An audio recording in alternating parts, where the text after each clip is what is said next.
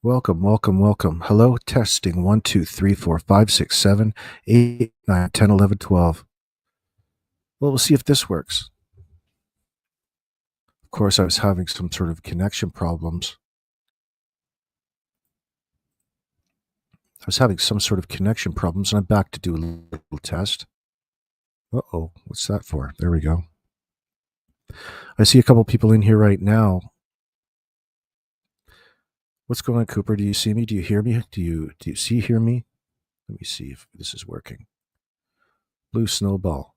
Maybe I sound okay? Yeah, there it is. It's bouncing around.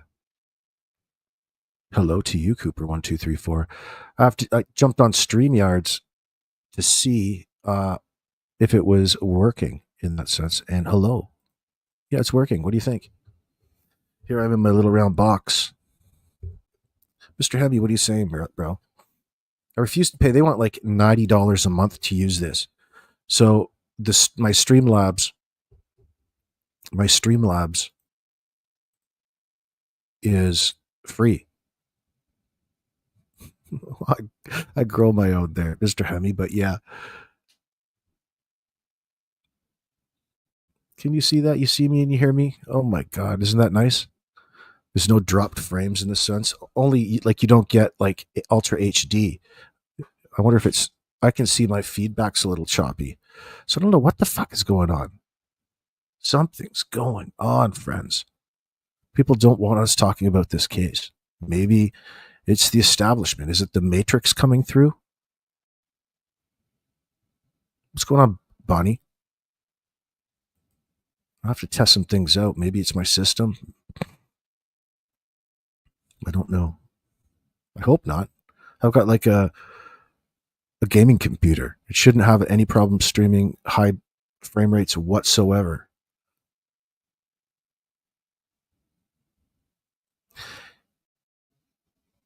Yeah, maybe it is something like that. It's really hard to put your finger on. I do seem choppy. Like, don't I seem choppy to you already? Hello, hello, hello. Yeah, I can see myself. It's not as responsive, and the connectivity is down like at 1 bar, if that actually means something here.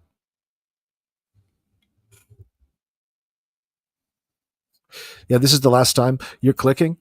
Here, I'll put a thumbnail in here so it doesn't seem so. I can't even put a thumbnail on this right now. It's not letting me, for crying out loud. So we're really sitting here testing. Is it my system? Because now all of a sudden Google seems so slow. What the fuck is wrong with these computers nowadays? Yeah, it's much better. Maybe to you it is, but it's not really all that much better. I like my other setup a little better, but hold on, let me share my screen. Crying out loud. Really doesn't want us live streaming tonight for whatever reason.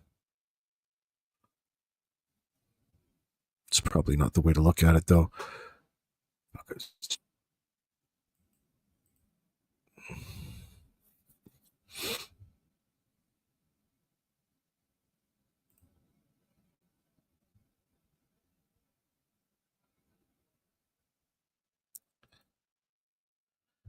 I'll go get set up once again. Oh my God. Oh my God. We're hard at it like a crack addict. That's back addict like crack addict. Let me see. No wonder Malaya left.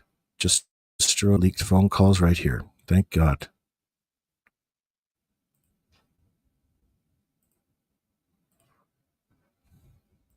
There we are.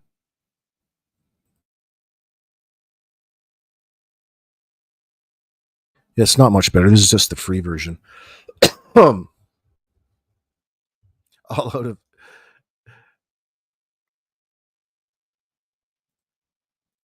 Oh, they're all probably using StreamYards. StreamYards will keep you going no matter if your connection is good or not. Whereas if my connection's bad, or if there's something disrupting the connection on Streamlabs because the streaming software is actually on my computer as opposed to through Google. But this StreamYards has so many people hooked on it they keep upping the price of it. It's unaffordable. Like they don't even make it affordable. Like if you want to stream in 1080, like if you want to make a quality stream, you've got to pay through the nose for this thing. Whereas Streamlabs, you can stream in for as fast as your system can push out. Daniel stole my copper internet wires, Slim Pickens. Yeah, he's copper stealing man. That thing keeps coming up on my home screen. It keeps coming back. YouTube really wants me to watch that. Does my audio seem okay? It's not crackly or anything. It'll get sorted out eventually. I don't know why it does this. There's little tweaks here that occur. That shouldn't happen. That shouldn't happen. Things shouldn't change, but somehow they do. Yeah, I'm sorry. I'm back again. I'm sorry, Norbeaster. As long as we got good audio, I'm happy in that. I'm happy. I'm fine with that. Like, I don't know what the fuck is going on with everything else at this point in time. It shouldn't be acting like that. I've never had a problem before like this. So I'm going to consider it an intermittent situation. Like, ignore the problem and hope it goes away type of thing. I guess. But now that means I can't play. So I've got all of these overlays and things. Is that? They hold. You can't use any of your own files. They make you pay for everything in this. Kind of takes away from the creativity and the fun of it, but it standardizes it in the same time, and they make people pay $100 a month. Well, think about it. Makes sense if you're getting a lot of money generated with your content. Otherwise, you can't give it away for free, but whatever. Okay. Is that all that one was? The one about between Malay and Cindy? Is that the one you want me to look at?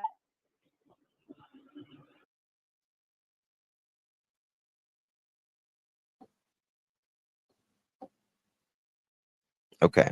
Okay, there's something I want to ask you guys about the message that you're putting up on the screen about where it says Cindy Murray. Did you notice that the person in blue, there's no little person beside the message that were sent? Usually when you message someone, the picture of the person comes up at the bottom of the blue. Malaya has the same phone as me. And whenever I message somebody, my little picture comes up at the bottom of the message. So you see where the blue is lit up? How come there's... Grandma sounds... She doesn't sound like she bakes cookies. She sounds more like she might have a lab. There's no little person and on the bottom of the messages. Respectfully.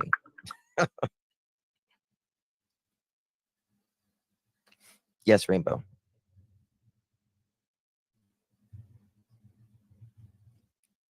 There you go. I dropped it. Thank you, Mallory. Thank you, darling. I'm a new pearl, but I love you and your channel, your dedication to the cases you cover. Oh, Mallory Beavers, thank you so much, darling. What do you guys think about Janie? Like, there's so much in that first little part. This is so disingenuous. It's just like going through the motions. Oh, I need you to come up here in your own voice. Just go in point form and talk directly about what happened again. Let's hash over your bullshit story again for everybody. It's not too hard to find enablers in this situation, it seems. Did Jenna Janie's a little rough in your opinion? She used shoulder pads in the 80s, you mean 90s? It's an early 90s thing, wasn't it? 1989. You think Janie's a product of her circumstances, like most of them chose to stay instead of get a... I don't know what you're trying to say. It's nothing wrong. It's nothing wrong particularly with the area in that sense. Do you mean their own personal lifestyles or lives?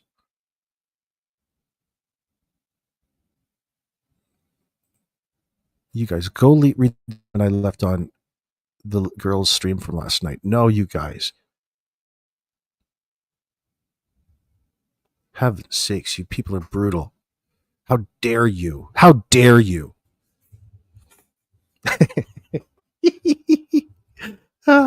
You guys are brutal.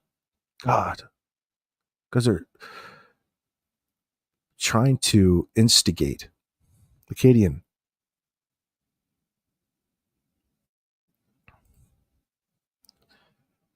Jenny's a muff cabbage. That's a new one.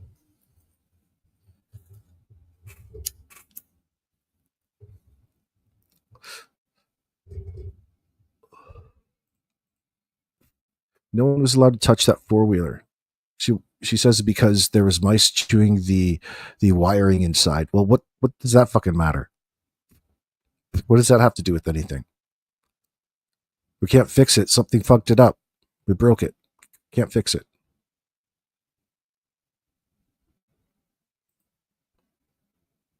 Yo, little Annie, good to see you.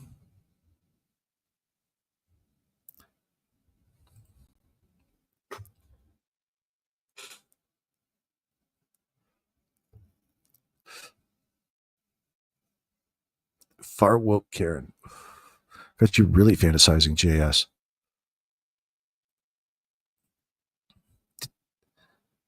The fruit never falls far from the trees, even the fruit of her loins, like Daniel.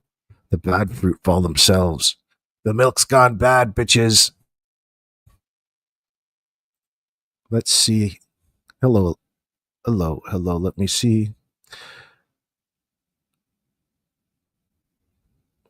That's so mean, Drippy Thoughtside or Thougtsicle. What if I say Thoughtside? Because I can't see the CL. It's because I read your name from across the room. It's good to know your actual Thougtsicle, not Thoughtside. What an idiot. I think it's because Justin is the one she's glad she didn't abort. That's so nasty. I'm glad you brought it up.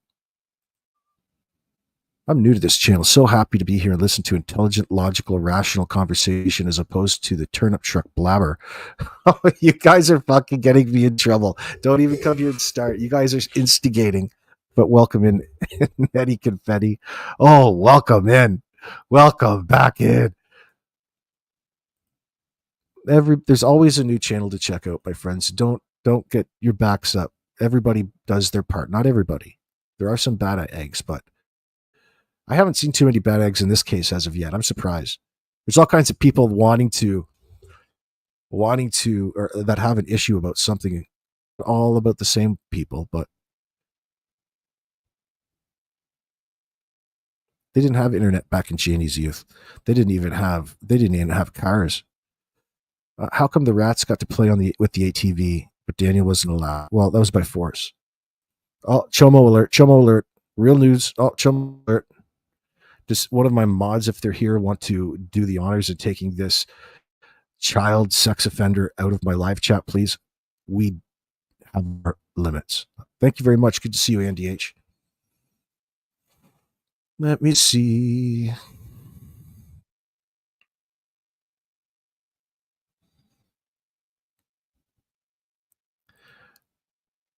Big North Marty, will I be attending the fundraiser? Are you talking about the one that had the GoFundMe for? That's a big negative. I'm not about fundraising in this circumstance for anything because it's all on the expense of the establishment.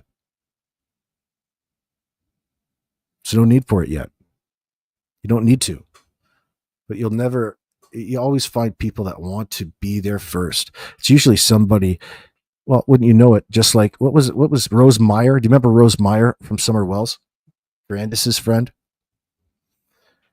Yeah, there's a Rose Meyer here as well. Summer Wells' parents had their own Facebook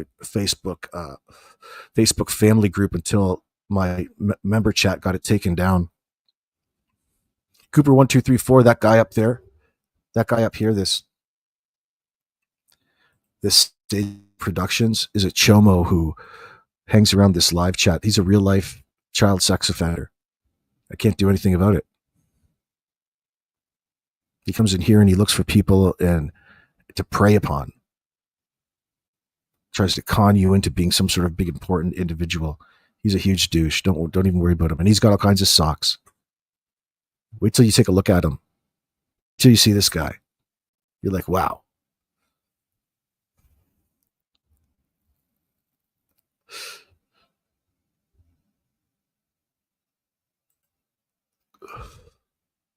Oh, it's anti-confetti. It's just a timing thing. There's all kinds of reasons at this point in time why it's a bad idea.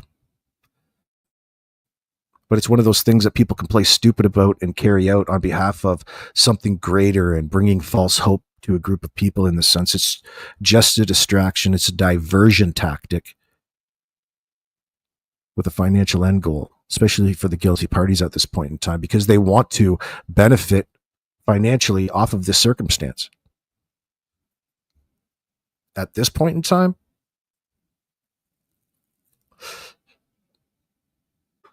I don't think so. It's one thing if there's a real for the particular money, it's growing to a specific thing. It's so easy to be transparent and break that down. By all means, go ahead. When you start putting numbers together and it's for things like spreading awareness and $12,000 worth of bouncy castles, you goddamn right I'm going to have a problem with that. And any good auditor would, financial auditor, any good accountant would be calling you on the phone telling you not to do that at this point in time, as well as your lawyer. Unless it is you're trying to garner all kinds of donations from individuals under false pretense.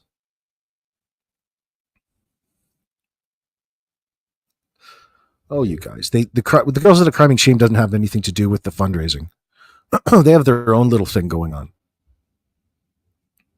I guess technically they can do whatever they want that way. That is a different scenario than the bouncy castles and the GoFundMe that she was trying to endorse for money, as long as some of it went into her friend's bank account. That chick with two first names, the beach friend, that one that started all of this rigmarole about Belinda harassing her over the questioning of its legitimacy. Well, people bailed out of that real quick, didn't they? Started pointing fingers. Of course. Oh, you're harassing me. I can't go through with this fundraiser anymore. Well, why don't you tell the RCMP that?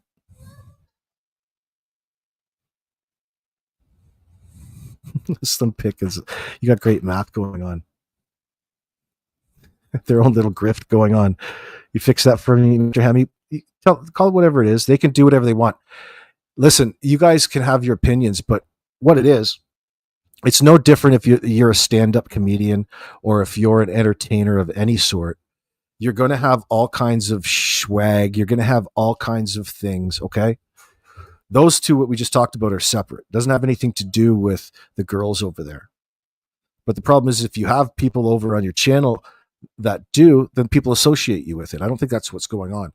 But it's like, I guess it's integrity. I'm not taking anything away from it.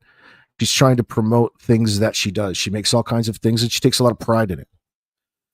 But as soon as you start nickel and diming and pushing that upon your audience and giving it a different flavor, like you're driving people and trying to get them to buy, whether it be a t-shirt or a mug, it's not just her, it's all kinds of people with swag, right? It's just a different level of integrity. Some people don't do that because the audience is too valuable to them.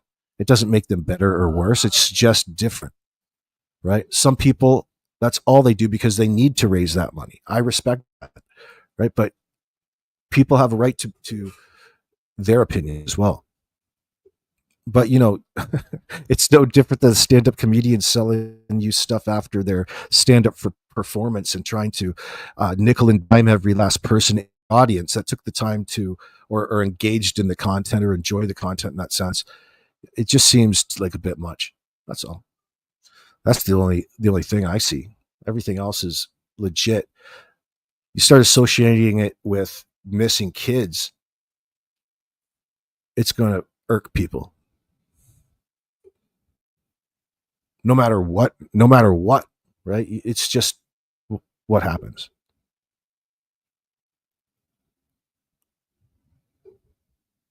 But then again, in the same breath, people should be selling things and finding other ways to support themselves.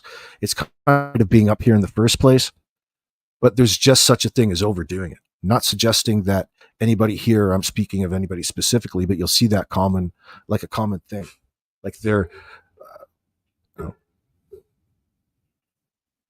I respect most of it though.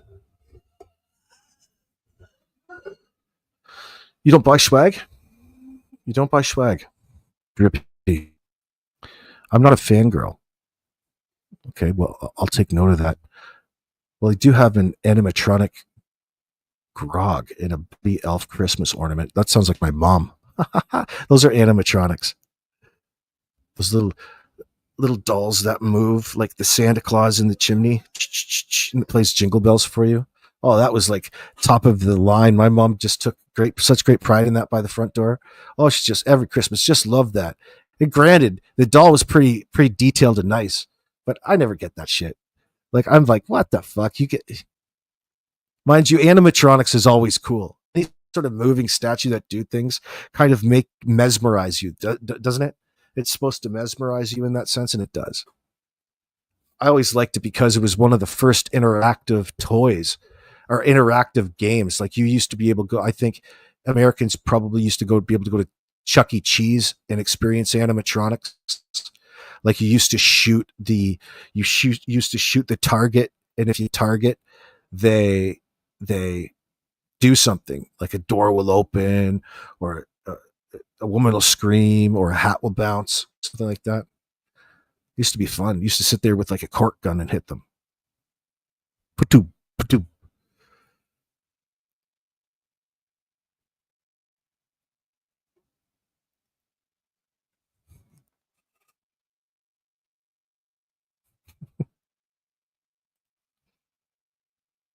You would want $1 million before you would give someone the rights to use your child's image? Oh my God. That just sounds wrong. So you do have a price. You're just an expensive whore. That sense then is what you're admitting to. I'm just kidding. I'm not calling you a whore.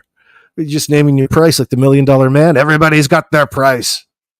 Everybody has their price.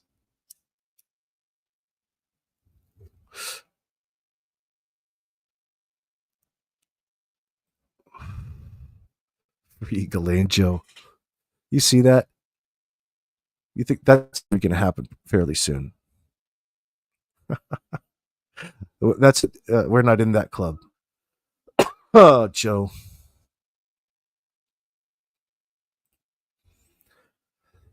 And Eddie Confetti.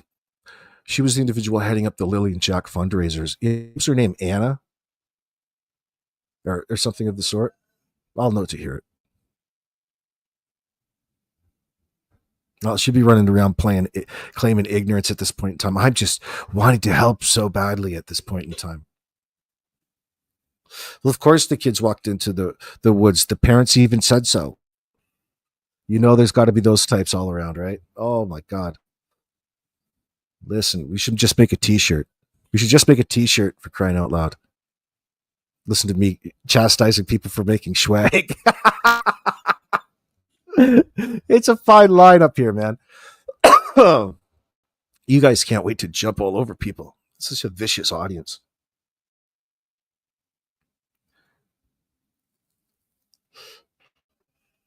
You guys aren't even actually diehards. Most of the feedback that's negative isn't actually technically all that negative. It's not negative. It's more people just having fun and knowing how to push people's buttons in the circumstance. There's some diehards out there that really, really obsess upon stuff like that. They're just as crazy, but it's a thing. I do like James O'Keefe, by the way. He does good stuff. I like his little snippets up on X. His little videos he uploads, the exposés. Oh my God, everybody getting caught with their pants down. What does he go into Tinder and set up dates with people who work in high profile positions and expose how really corrupt they are and how loose of lips they are? That's so dirty. Dirty plays. But man, oh man, it certainly makes for great content. Oh my God, does it ever?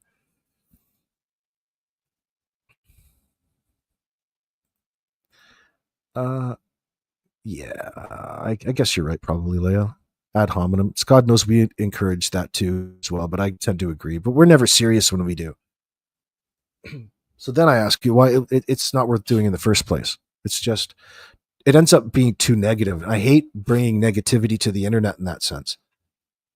If it doesn't have any point or meaning to it, right?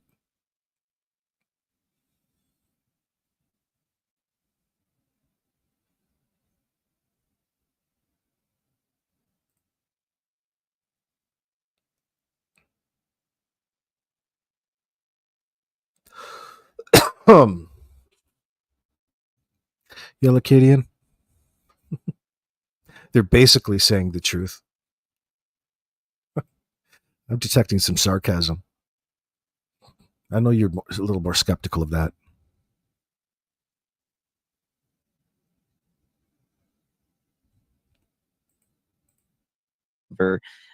Is second to none. You're doing good things. Thank you. Thank you so much, Mallory. I really, really appreciate that very, very much. And welcome. Being a new Pearl, we appreciate you very much. We keep it true crime here. And I give it all I can muster. I really do. I give it all I can muster in these cases. Dolly says Justin isn't really a true crime guy. You're not actually really true. You're not into true crime, Justin. You're not as diehard as Dolly. You're not as sticky gumshoe. You're not as good. That's funny. They got a cat fight going on. Hiss. Some competition. Just what you needed. That is kind of funny, though. These little back and forths are funny. Dolly makes fun of his monkey handling. I think that's fantastic. Cases. He's using it in front of an audience. I mean, it's a good shtick. I like that part. Because it's not really that malicious. It's not that malicious, but it's funny in the same time, you son of a bitch. It's like a good insult. It's released well. Dolly's got good timing in that sense. That son of a bitch.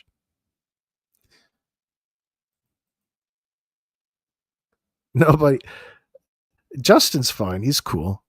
Except Justin's fine. He's just, people get the bad taste in their mouth because of his association with Molly historically, I think.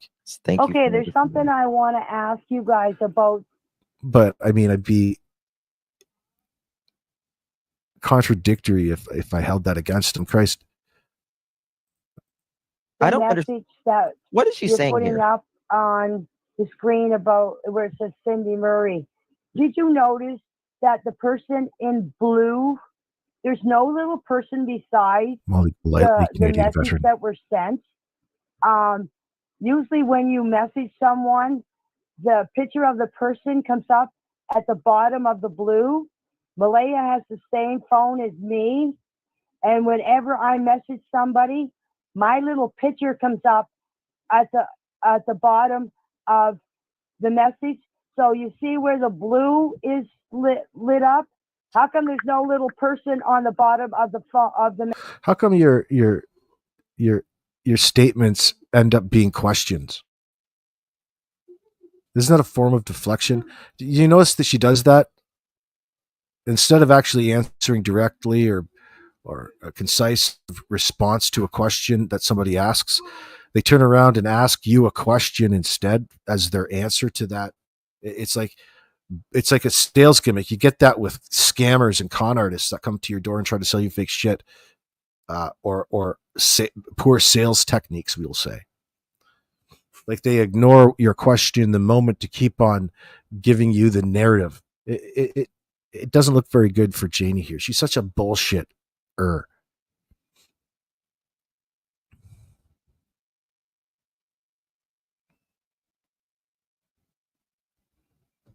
Monkey Man, Justin says his children are grown adults. I thought he was 25.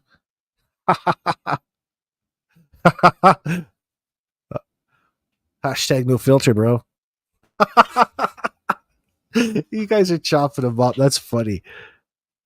Are they really? I didn't know. I didn't even know he had adult kids. I think he probably mentioned it before, but I didn't know that. Do Janie and Darren have a son together? Randy McLean. What would it look like, do you think? Would it be born with that stupid looking mustache?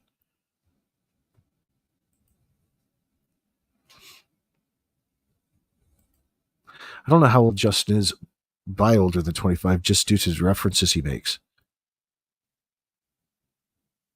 Joe Neal, he's a lot older than 40, dude. He's probably, I bet you Justin's probably in his 50s. I take him as older than me.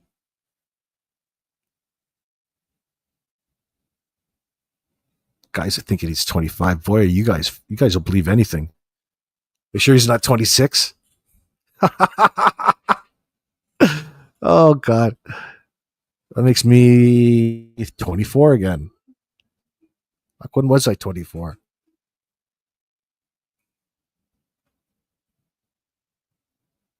Right around 2000. We party like it's 1999. Oh, God damn. Let's see.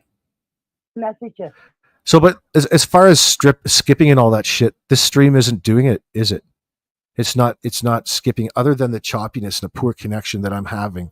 So what if it fucking is my connection here? Something's going on. Hell's up in the house. What's going on? Let me see. Doesn't matter. As long as you can hear and see a little bit, you'll be all right. Poor quality 720p coming through to you. Hopefully you're watching it on your phones or mobile devices. Oh, and I also in my interview told them that if they want to come take up my driveway, or if they want to come lift my trailer, or lift the RV, or anything they wanted to do, they were welcome to come and do it. So first of all, I'm disgusted because of the lip smacking. It sounds like she was having a slice of pie and eating while she was telling you all of this. So I don't exactly know. You know, if you're going to say that in this situation, you have to add some context. Why does that make it important? Are we supposed to be impressed by stuff like that? Like the fact that you invited the RCMP back is the same tactic that Daniel uses by claiming that just because he offered up his phone, they weren't going to take it in this circumstance anyway, as though it's some sort of redeeming quality in this circumstance. That's probably the only thing that can come to your mind in this moment because of the level of culpability you have to this crime, I would expect. I'm probably pretty popular with homicide detectives, I would imagine. You know, venting some of their frustrations if they're listening discreetly up in their lunchroom on breaks and things like that. You know what I'm talking about. Because, of course, I wouldn't want you to waste, valuable time listening to me. There's all kinds of other things you could do, I bet. But every so often, you've got to put your ear to the street.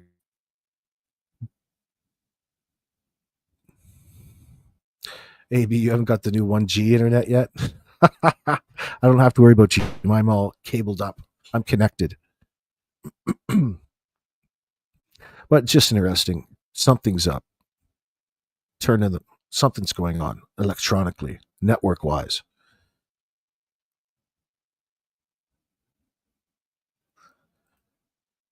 Janie was hanging out at an SUV where Daniel and another person appeared to be sitting in the hatchback, in essence blocking their driveway as a trio.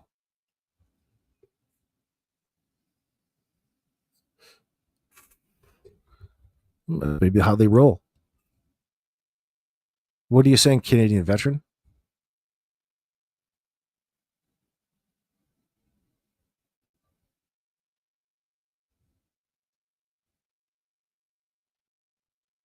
just kicking it. You know, it's really weird that all three of them are so tight and hang like a family, like mom and her two sons.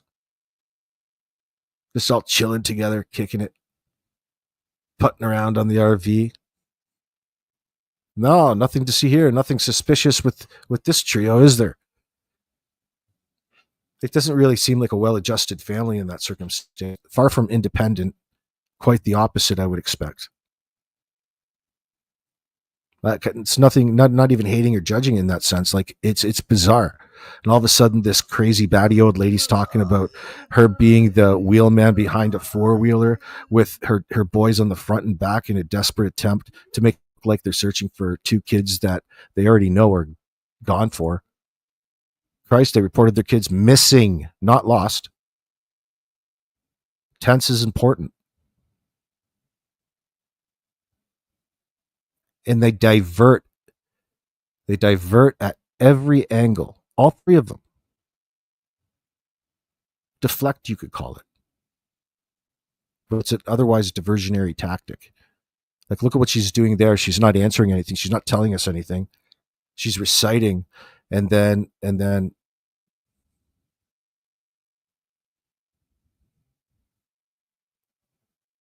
avoiding talking directly about the subject matter. It's all about her. I think they will make an exception. Oh, excuse me, Cooper. I don't get why Janie has no roof on her RV, but wants us to believe she is popping in the swimming pool there. Delusions of grandeur around the home there. Well, to make it look like something it's not. She's got to say something. She's got to fabricate something. Don't overthink it. Recognize it for what it is. You know, these people are asked clear questions and their logic's clearly flawed and they're completely out to lunch, meaning that they're absolutely guilty of this particular crime and playing as though they're not, to the point where it's a little obvious. Kids are gone. Well, can't talk. Got to stay silent. Don't want to hurt the investigation. They're hot on the tail of these culprits. Well, they tell you all kinds of other things in the public eye. Those are really a couple of people who are dead to get their kids back. Right. Not. That was sarcasm. The whole pool thing is suspicious AF. Well, listen, Ellie New, you go back to that picture from 2018. You can go up to Google, get a street view version of it. You can see how much earthworks has been done there, like immediately right beside the trailer. Like the trailer in 2018 didn't look that bad. It needed a facelift, but in comparison to what it looks like now, it's a fucking disaster zone. No wonder the place is harboring all kinds of rats and things like that due to the chickens. You're just going to draw them in like that, but nonetheless, all the nasty mattresses outside. There's all kinds of earthworks and earth moving going on there. So who exactly knows what is going on or what's in their mind? Maybe that's their tweak. They get high and start moving earth and stuff. Start playing in the largest sandboxes, making really what they're doing is creating themselves more space, living space, but in the same breath, they also have two kids missing. So really, they're probably a lot closer than we all like to think. And the fact that Janie's taunting in a way by suggesting in the manner that she is really taunting the police and offering them to come back out there. If you guys are so suspicious, hey, come look over here. Like it's almost like the matador and the bull. She's trying to get you to run. Come look where they're not. They're not going to play that game with Janie in that sense. But her being out here and saying that in the world is an illusion. She's creating an illusion with all of this. She's never direct. She's answering in the form of a question as though this was Alex Trebek asking it.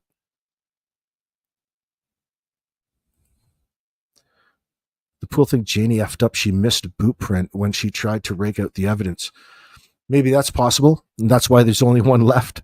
There's only one left there. It just indicates that she was outside erasing all evidence of kids.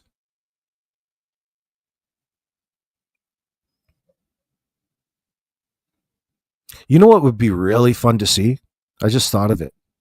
Wait for it. Are you guys ready? You guys sitting down? You know what would be really, really, really fun to see?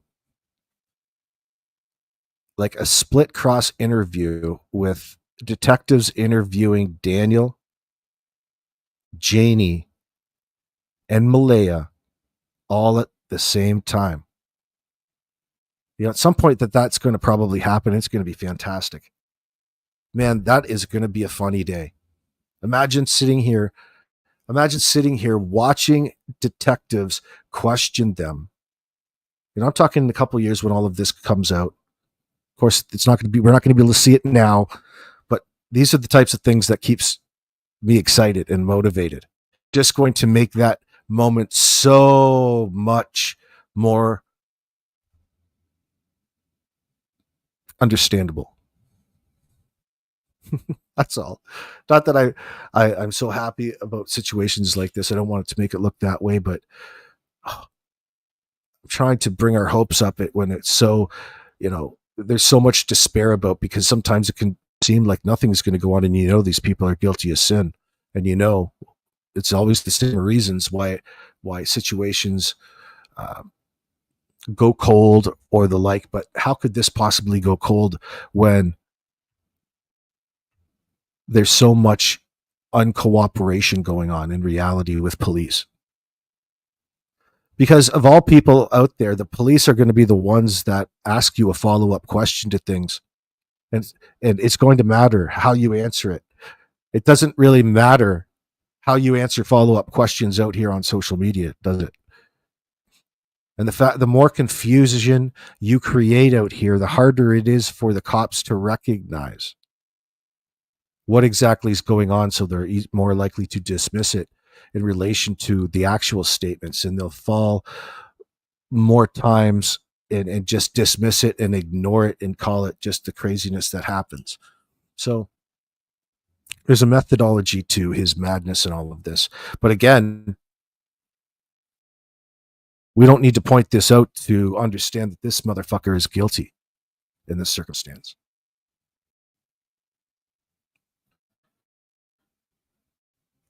An innocent person would have no problem being able to prove just how innocent they were in this circumstance at any one point in time.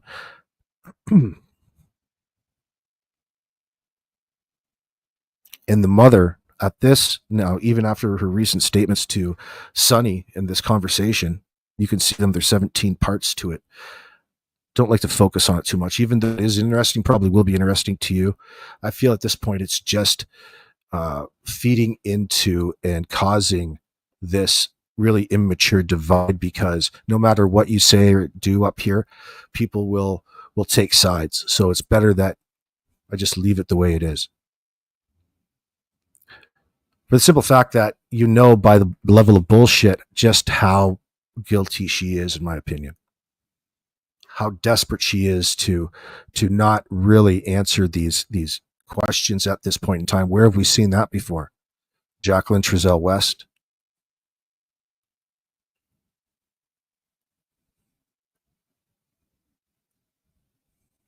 Megan Boswell.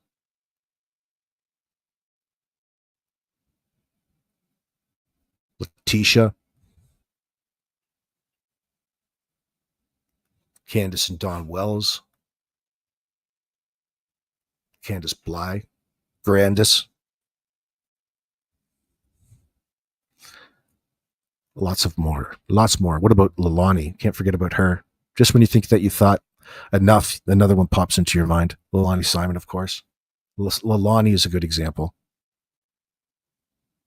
Casey Anthony, of course.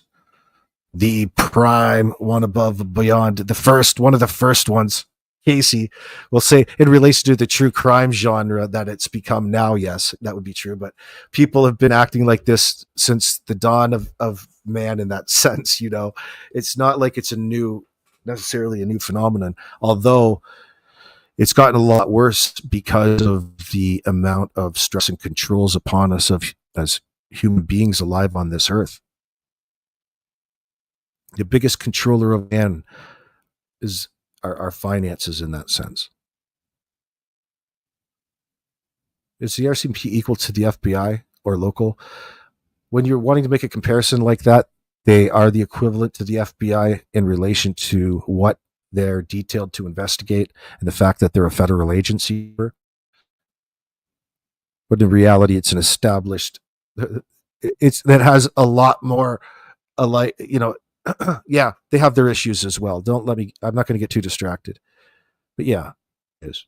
Although in anywhere outside, I believe, of Quebec and Ontario, most parts, they do like common policing in communities, in lesser populated areas. There's so many fucking police around. They're never there when you need them, are they? Northeaster, that's a good statement.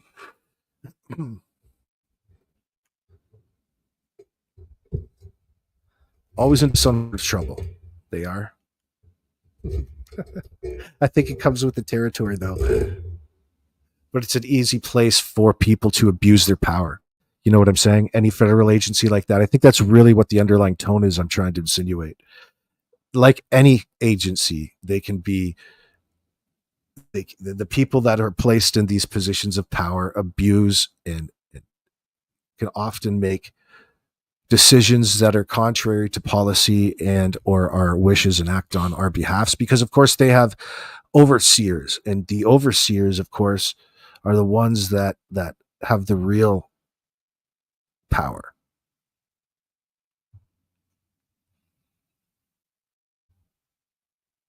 So you probably want to stay on their good side. That's probably my goal. I'm done shit talking them. I used to do that. Then believe me, people react to that. So even though you might not mean it necessarily, now's the time that you should lie.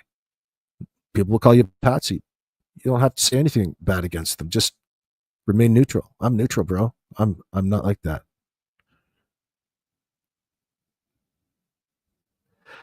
Sebastian Fathers. Oh my God, that's a perfect one, Tammy. We have to make note of Sebastian Rogers, of course, because that's a really that's a key case right now that's active. Sebastian's father gave RCMP credit into how much work they are doing in the case. He said his son didn't get much police attention, etc., like our police does. Yeah, how does he know that? Who are you talking about exactly? Which one are you talking about? You're talking about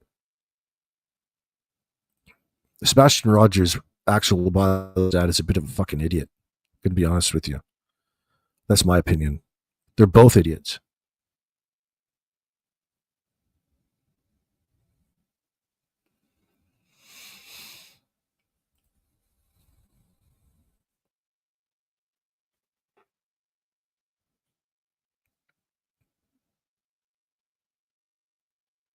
You're not sure why Belinda believes the RCMP when they say they have no suspects or no evidence? Yeah. Like, this is the problem. Maybe it's hard to really get that across when you're having a conversation like that in a place like YouTube. But it's hard that she doesn't understand how contradictory that is or contrary that is of her. Not trying to hold that against her. Like, who knows what she really believes. But if she's leading on like these individuals aren't suspects, and I think she has been, she's alluded to that all along. In fact, she was probably the very first, in my opinion. Because there's no sense in saying that you fear for the worst in your very first interview. Like, she fears the kids are no longer with us, that believes, as in they're dead, they're past, they're unalived. And the more that you got to know about the parents in that sense, and the lies and the deceit that they're pushing out here as the narrative, and that need to lie in the first place, the fact that they don't want to talk about the case, and the way that they talk about the case is blatantly misleading. and they can't do anything about it because they know that they can't deviate too far from what they told the RCMP.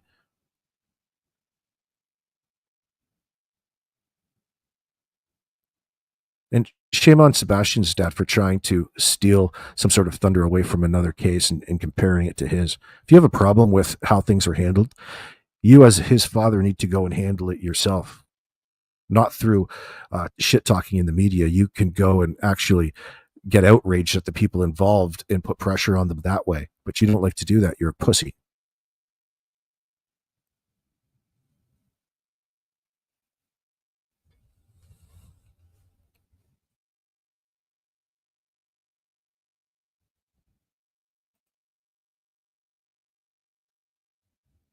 That one bothers me, Wolfie. Monkey Vaughn's situation with Stacey Wander bothers me as well. That's one that you really bothers you. But look at what they've done. Like there's got to be some sort of conflict there. But how can they not be confident that they could convince a jury at this point? What is it that DA is waiting for? I bet you whatever it is that we disagree with it.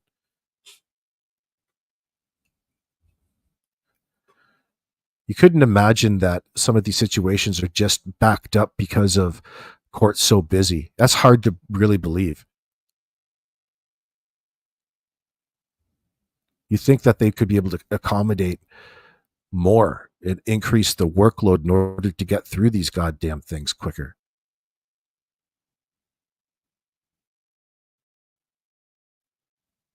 Oh, but they'll probably defund the police, probably blame it on global warming, climate change.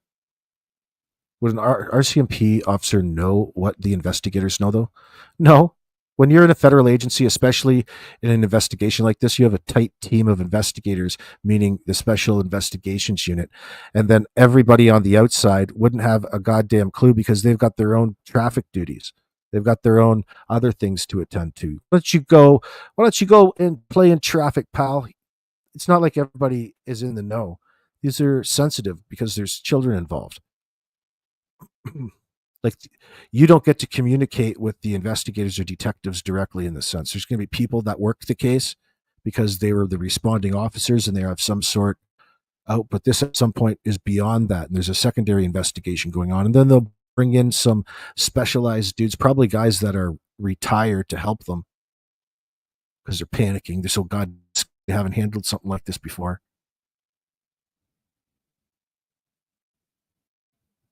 At some point in the call, I'm not even going to say that. Sorry, I apologize. Let me walk that back.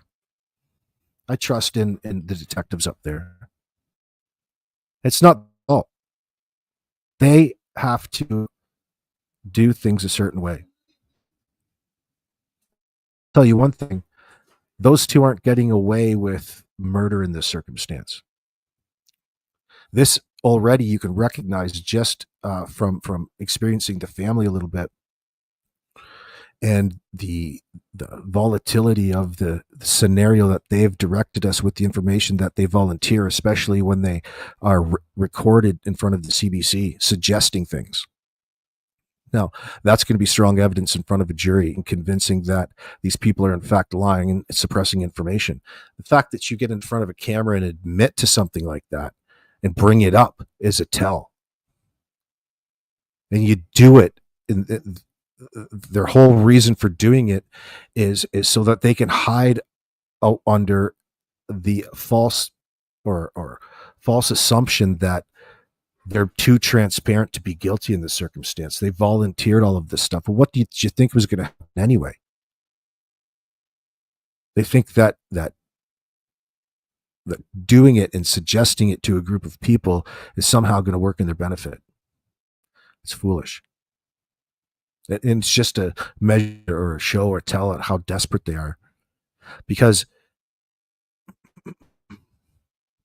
the theory is, at the end of it, the theory is why they do it, because it's better than being silent or not having a response to anything.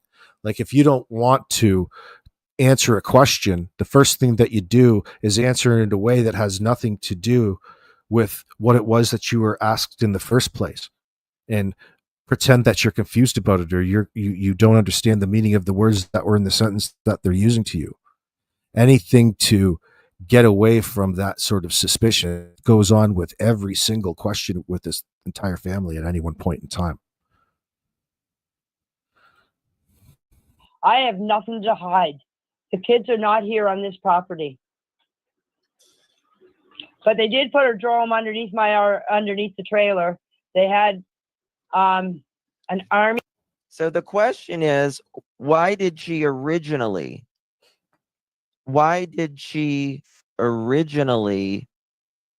say my trailer, my RV?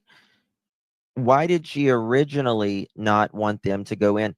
Because listen, the dog thing is a non-starter for me, to be quite honest with you. Thank you, Robin. Thank you, honey.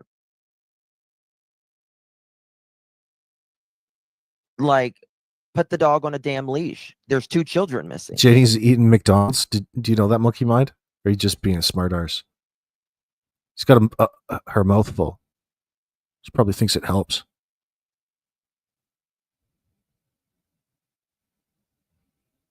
Laughing. That's what I get. I'm not accepting any more friend requests on Facebook.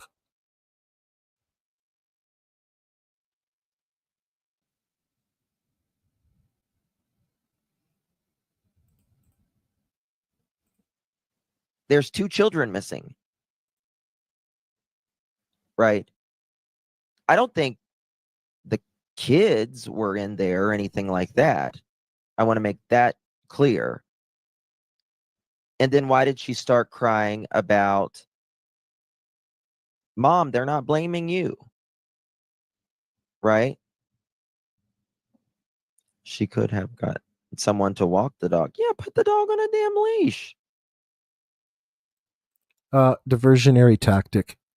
You're all talking about her dog, which is you guys not talking about the fact that she's covering up for these 2 child killers at this point in time.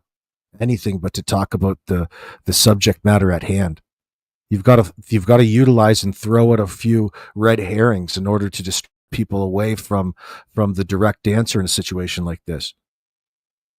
More the better. Really, they're stressing out because they're like it or not, they're under the gun. They're under pressure. It's a high pressure situation, I would expect. Thank God they got all that methamphetamine there. So we could see the fine acting skills of them all, but it's going to catch up with them. They slipped up. The fact that they're out here lying is an obfuscating factor for recognizing when they really are lying, right? They just, fix themselves in a position to where you think that they're just stupid and not intelligent. You're confused. Oh, they must be confused. No, they're confused. Well, you've really said everything in these circumstances, which is enough. It's Daniel who is the source of each and every piece of information that's come out here. Not anybody else, really. I mean, there's here and there from people who were in the area of the day they were reported missing. That's not speaking to all the circumstances leading up to and the reasons why these poor children went missing in the first place. 2 different things going on here, and they're trying to saturate us with a bullshit story that they're fabricated of the things that have happened after the point they called the RCMP, including the story that they concocted. And that's all a diversionary tactic from the real truth, which is, and the relevant information, which is everything that happened leading up to that point in time, including why the boys or the kids were coming to school with black eyes and marks all over their body that would indicate physical violence in the household. That's just not people talking and reporting things and thinking that they see things. These are real life situations, scenarios, which even their own family members themselves talk about. We know really through, God bless him, Wade and Jimmy Walker's interview, that Malaya's side of the family were there to rescue her out of this situation before. Malaya's admitting to controlling behavior, and at this point really admitting to the the jib being a factor in the children's lives. These kids were around these parents using drugs on a nonstop basis, including herself. How do we know? Because we know her history at this point in time, including those 100 bags of shitty diapers that Wade had to fucking move out of that basement. I bet you regret that now. You know, boy, talk about something you never expected to come back and haunt you at a later date. Come on. You know, at this point in time, you have to talk openly about it. There's nothing to be ashamed about needing help if you're addicted to substances. But don't come in front of us and piss in our ear and tell us it's raining. It's not going to work. And that's another real tell indicator, and a real easy thing to convince a jury in relation to the reasons as to why they're lying in the circumstance. Don't ever expect to hear the truth. They'll just plain deny it. They're so disassociated, detached from the situation.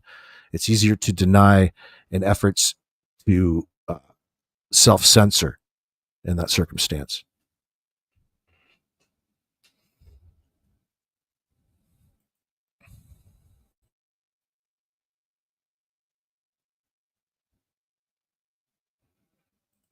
The hell are you talking about, monkey mind? They're not going to walk. They better not walk. We'll blame you. I wonder if Janie drinks in excess. Her disposition is crude. It's so judgmental. And the event that happened was between 2 and 6 a.m., you believe. Have you referenced your tarot cards, girlfriend, Katie? After the guest left, who told the RCMP he was there till 1:45 a.m. and all 5 family members were accounted for. I think then the essay, in your opinion. That's plausible, KD. That's a good statement. Thank you very much. As out of the picture as that paints, you're on the mark. Ellie knew I can't get over Daniel talking about Jack loving bugs and then starts tearing up as if he's imagining him with bugs in the soil. That's what it made me feel anyway. Yeah, it's an odd thing to associate with the child who's missing in that. Little overacting by the way of Daniel Martel for sure. Here's a bit of advice. Never bring up dirt and bugs when you're talking about 2 missing children, 2 things that those kids really loved. Because that's all that's in your mind. That tells me that you buried them somewhere real close. Randy McLean's out there agreeing with us. He thinks it's a tell. So many tells here, just based off of the things that they're more than willing to volunteer and lie about, would give you an inverse guidance to exactly what the fuck they're in reason they're lying. And you know,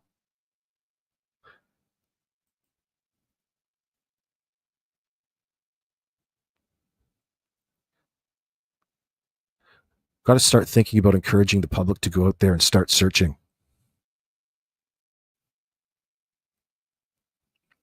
By the way, one that doesn't require, people to donate money ahead of time, like an actual search in that sense, but on a constant basis. You have to organize, coordinate with the police and the search team that was already involved, I would expect. Belinda's encouraging it. She was talking about that over there, but you've got to be careful. You can't be that random about it. Go play Nicky Nacky Nine Doors on his trailer.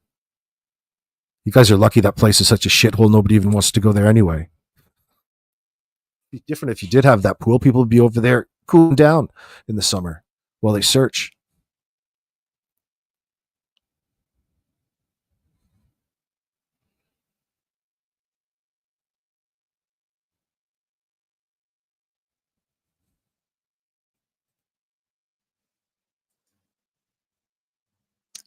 She explains that? Okay. I don't have it also. Thank you, Mallory. Thank you. Oh, thank you, Mick, I call you Mickey. Mickey. Thank you so much, my dear. Mwah. Thank you so much. Appreciate you very, very much. Hope you're doing well, my friend. How do I pronounce it again? You told me. I can't say it. You told me. I forget. I'm sorry, love. Can check her phone for recent calls to see when he called. Can check her phone for recent calls to see when, like her brother? Migma? Okay, I would have not got that. I would have not got that. Thank you, dear. Appreciate you. She also said the RCMP turned her house upside down when they did the search. I don't believe that. I mean, no disrespect, Janie, but Yeah, listen, there's no way as a police officer or anybody that's involved with the RCMP likes the idea of two individuals, two meth heads walking around that they know murdered two children. That wouldn't sit nice with me. Would it sit nice with you? I don't think so. I would think that there's something in the works. There's definitely an investigation that doesn't solely rely on the words of the two suspects. It's like you're panicking, or we're panicking briefly, that the cops are just going to take them for their word and not scrutinize them hard enough to get anywhere in extracting a confession from them or finding a body that would help bring some evidence, and they're just going to be satisfied with that. I don't think that that's a possibility here. Listen, it's too blatantly obvious for them not to proceed with a no body in any of this, because all of the things that they need to convince that jury is in front of them, and they know this.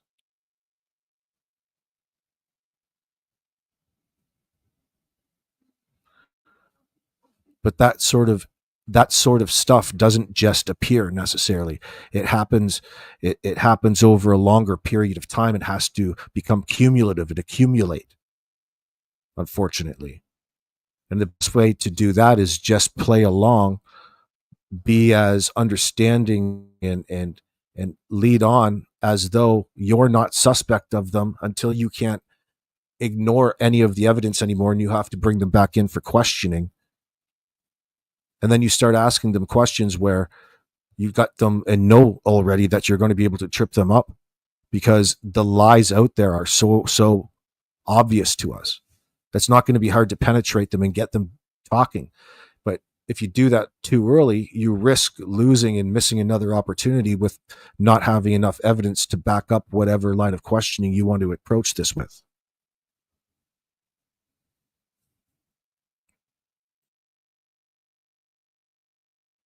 I don't think you could probably tell.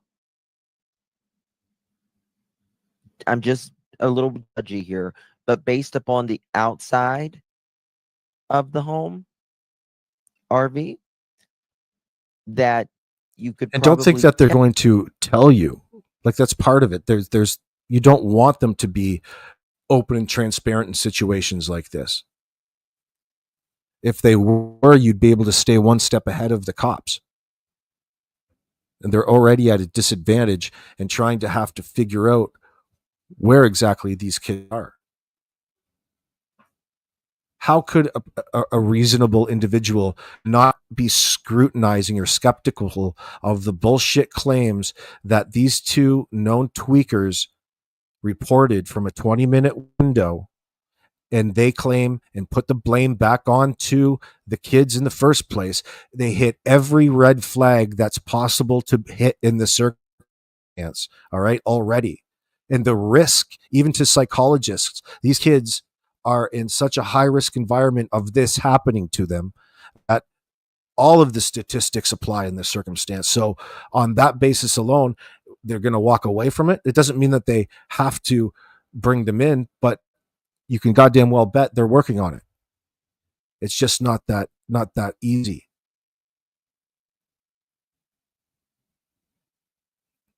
As though we tried to simplify it in our minds, that's all. When you don't find the kids that wandered away above and beyond everything, you're there. Your duty is to find those kids, especially if you're a responding officer. You don't think that those officers aren't a little skeptical when the bullshit story that they portrayed only leaves them a 20-minute window for those kids to have disappeared in? Those kids shouldn't be that far away. It's not that big of a mystery. If those kids aren't found within a short amount of time, there's a real problem. And the first person and people that they turn to is turn back to you, and you can go over your story all kinds of different ways. You can go over your story again and again and again and again. You only have that opportunity once. So no matter what, the police have to take that information in. I think a tactic here is putting so much information out there to take up their time in hopes that the investigation runs cold while they investigate false leads in that sense to a degree, because of all the information being so convoluted by the perpetrators of the crime in the first place. These guys are experienced investigators. They're ready for whatever you would expect. But like it or not, there's times where you're not in control at all times, and you can't be that authoritarian figure and just throw a heavy and throw the cuffs on anybody that you want. Not if you want a smooth trial and not have any problems. You don't want these people getting off for some sort of technicality, mistreatment because the RCMP didn't go about it right, because that'll be the next thing when they're in court. Their only defense is the fact that the RCMP mishandled the way that they went about getting the evidence that they needed. So there's always a constant battle to fight for these donut lovers. God bless them. Yeah, it worries me that they're not in cuffs right now. But don't think that that's just selfish of me and selfish of us, I think. It's selfish of us in being short-sighted about how easy it is to monitor a person in this day and age, and to not think that they're not under intense surveillance and people are watching them and they know in the first place, and they're not a threat to run. One, why? Because they're addicts. You know that they're not going to be going too far. You know where they are.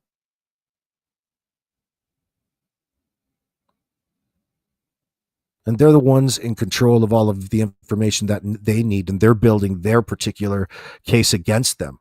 Don't think for a second that this case isn't being built against the last people to have seen Jack and Lilly, who, by the way, don't want to speak out on their behalf or speak in detail or add any context to any part of any timeline from like a day before. Everything else is a lie, because it's an indirect answer every single time. We can't even get a good read on who said what in the morning, and their interviews were silenced, and they've got this routine that doesn't match. You heard, you didn't hear, you did this and you didn't see, who God knows what the fuck she just said. They never answered the question, and they leave it up to your imagination. It's a little slip of the hand in the moment, and that's a tell. Every time they answer a question, it's a tell. And why not answer all kinds of questions about a bunch of nonsense that you've really set out there in the first place for people to focus on? Like, Daniel is not an individual who's looking for his kids. Quite the opposite. But you guys all see that by now.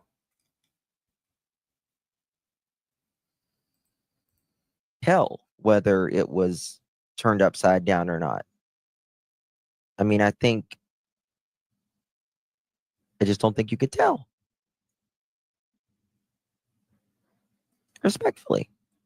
Army guy come in with this great big drone that they use, and they put it underneath the trailer. And I offered to go underneath the trailer with a flashlight to show them that Jack and Lilly weren't under there, and they said no, that they could get under there with the drone.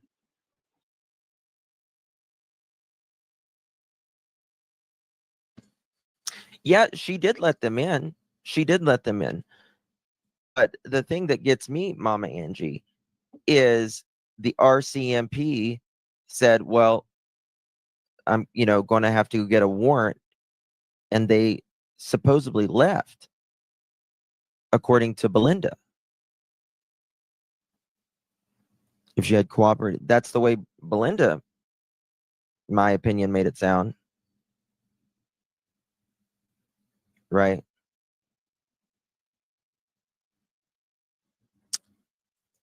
I mean, I think she's going to protect her kids. Right? I think she's going to protect her kids. And some of the, I believe probably most of this did happen. But I also believe that even if all of this, most of this happened, and she knows something, she's not going to tell. I don't think so. She has 2 sons there. That's her property. That's her life. And those aren't her grandkids.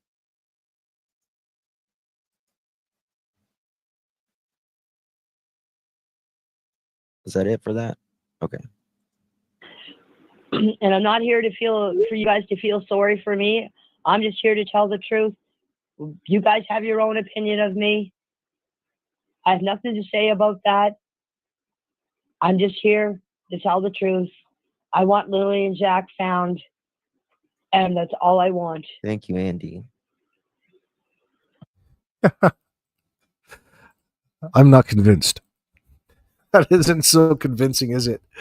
Guys, I'm here to tell the truth, just like you to know that I'm here to tell the truth. Sound like Mark McGuire, in front of the Senate for those hearings into like juicing. You're not convinced either, Wolfie? Guys, I'm just here to tell the truth. I don't need to tell any of you that's a red flag. God, you guys picked that out. Katie, I highly doubt either of them are clean now. Daniel's using for sure, and likely Malaya as well. Addicts will be addicts. Yeah, it's probably to be expected. It doesn't really. I don't know about. Who knows? Who knows now? It'd be pretty tough. It'd be pretty tough if I, walking around thinking that I have nothing to worry about. Everybody thinks that I'm innocent. I couldn't imagine. Part of me believes what Janie's saying about her not wanting to be recognized out in public and things like this. Well, it's a little too late. And fine thing to say in front of a CBC camera. Fine thing to say in front of like a national broadcast. I'll just bet. And why would you take up your time in communication with just such a self-absorbed thought for everybody to focus on? Don't you have better things to be saying to that camera? Be a little bit more. I guess she was. Well, no, she wasn't asked a question. Janie asked the CBC to come out.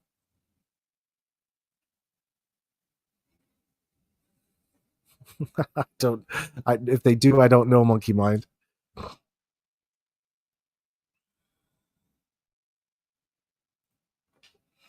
Norbeaster, what a resounding statement reeking of, I'm saying this to save my ass because all I care about is how others see me. Yeah, it's almost like no matter what it is that you're thinking, you're wrong.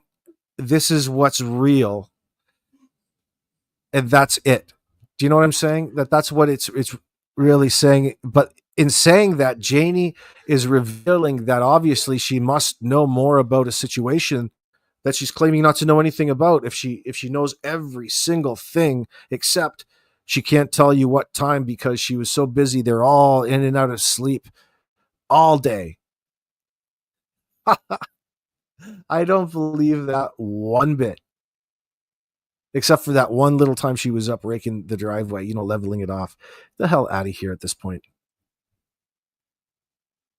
And by the way, again, that's just something else to focus on.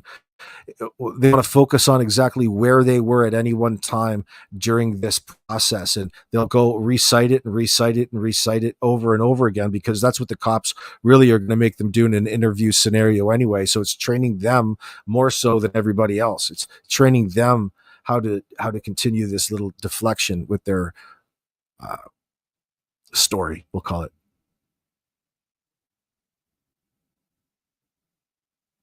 Because they really haven't addressed it. They really haven't addressed anything directly. It's always about themselves. It's always about drifting in and out of sleep, not being really sure, except when you got up in the morning to call the kids in at 6:15 and 6:17 in that they weren't going to be at school that day because God knows why. Their black eyes, physical abuse, the fact that they were already deceased at that time.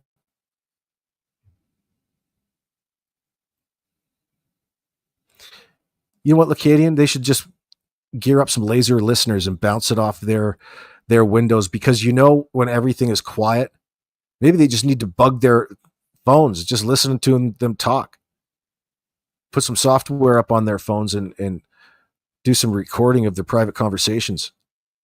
But don't tell anybody about it, of course. Not sure if that will stand up in court, but you have to get it somewhere. But if it meant you finding those kids, it might be worth doing it in order to temporarily bypass a system that just fuck over the law. Who cares? Everybody else does.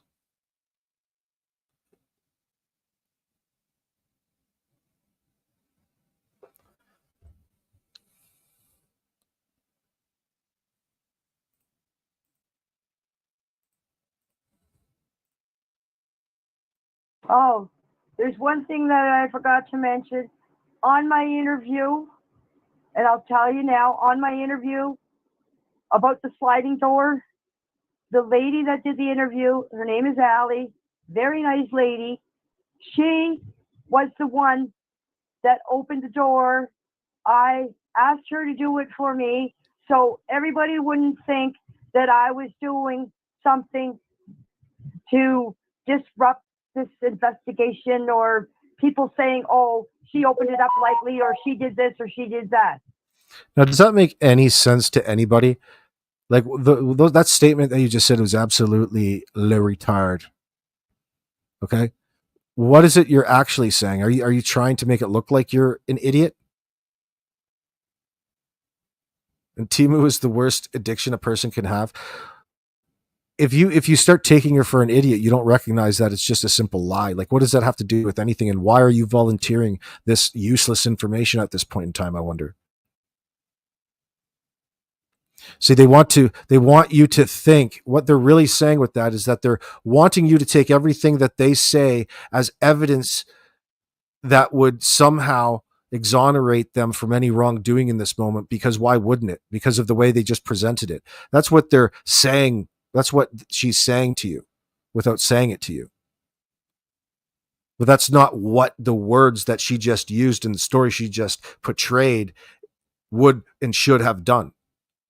It's just her making up rando words and then telling you why she's telling you them. Well, I'm telling you this because I don't want you thinking that I have anything to do with this. Well, we already do, regardless of what the hell you're going to say, biatch. We know you are guilty. The fact that you continue to lie and deceive and give the world the runaround, it's not going to get any better for you. You're not doing yourself any justice. They really subscribe to, just say anything.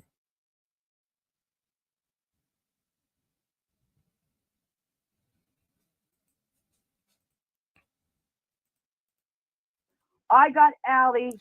Well, if you're going to do a Mr. Big investigation, who are you going to be the love romance interest of Janie?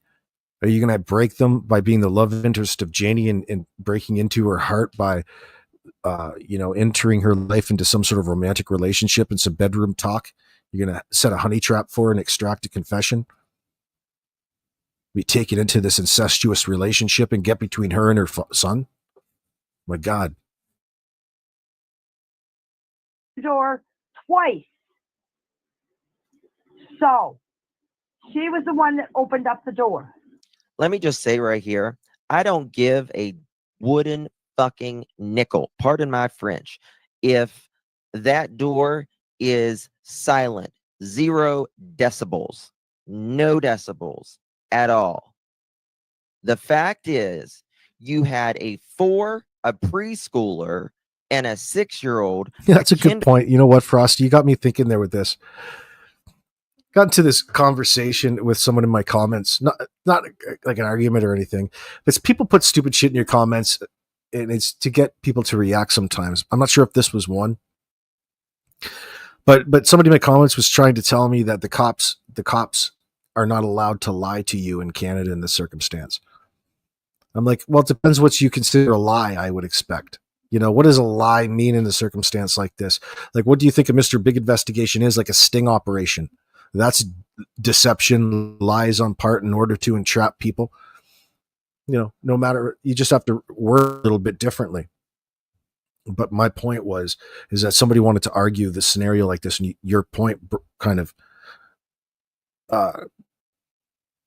contradicts that, but brings it to, you know, what does that mean in that sense?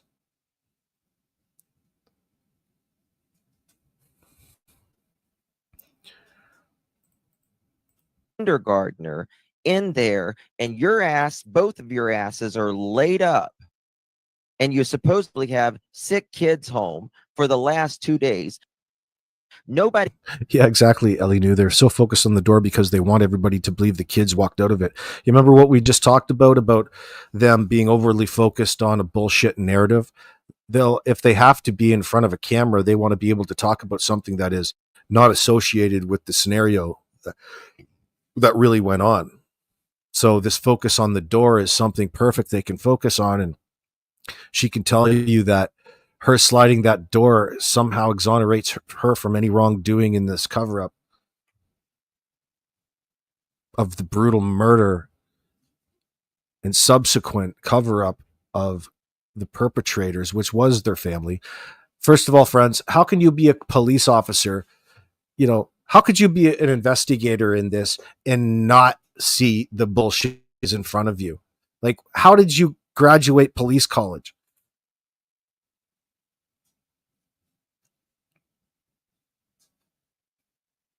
Oh, okay, guys. Well, hopefully they come back. We'll see you. Give us a call if they show up. All right. You don't think the police are going to be a little skeptical no matter what perspective that they want to portray? That the cops are going to get back in their cars and find something just a little funny from the way that they're acting in that moment? Must just be the drugs. Does that sound like a cop you know? I don't think so. Of course they're skeptical. Of course they know. They have to. But when you've got like a big production, a big play, like so much acting going on here, how can you not let it play out in order for it to lead you to the end? You already know what you're suspect of. It's not a big surprise. You got him hooked up to the polygraph exam and straight up asked him if he killed Jack and Lilly, among other things, of course. You established your baseline. He's playing along. You have to. He's really showing you what it is that he's doing every step of the way. So as an officer, how can you not just build a working relationship with that in a sense? And let it just come to you and take as long as it needs, because unfortunately you don't believe those kids are alive at this point in time, and it's not like you have to go in for a rescue.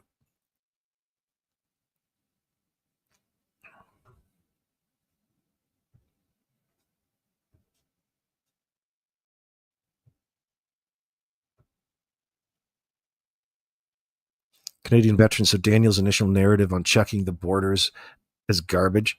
Oh yeah, that's just an immediate diversion. He wants to set the tone as he's got absolutely no idea. They want to make it look like the only plausible thing that happened here is that some stranger abduction occurred. Somebody stole their 2 kids and drove away, and you're going to go for as long as possible with that. Because again, it's a worst case scenario. He's playing into that in front of a live TV camera. That's powerful in the moment. But again, these lies are so blatant that that's only going to work for so long. And I'll tell you one thing, the CBC reporters have to know that and recognize that. There's so many overpaid psychologists and people in and among the CBC. They'll be sitting there around their boardroom talking about the best angles to get these stupid son of a bitches. You have to document this one. Oh, God bless you. We just love it when we talk to you guys. You guys are fantastic.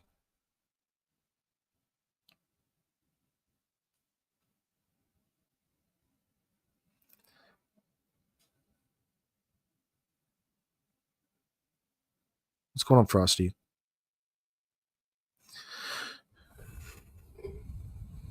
Do I think Daniel will get on a plane and go to Vietnam? Sure, why not? Was he going to sell his four-wheeler? With what money? That's another for the getaway. I guess you could get in your car and go as long, go as far as possible, but it's not going to be as easy for them to slip away in this sense. First of all, they're broke and addicted, sucking on that glass dick all day.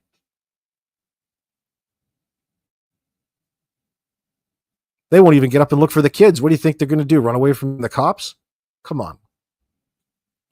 They're not a flight risk, sadly, and it's to do with the drugs.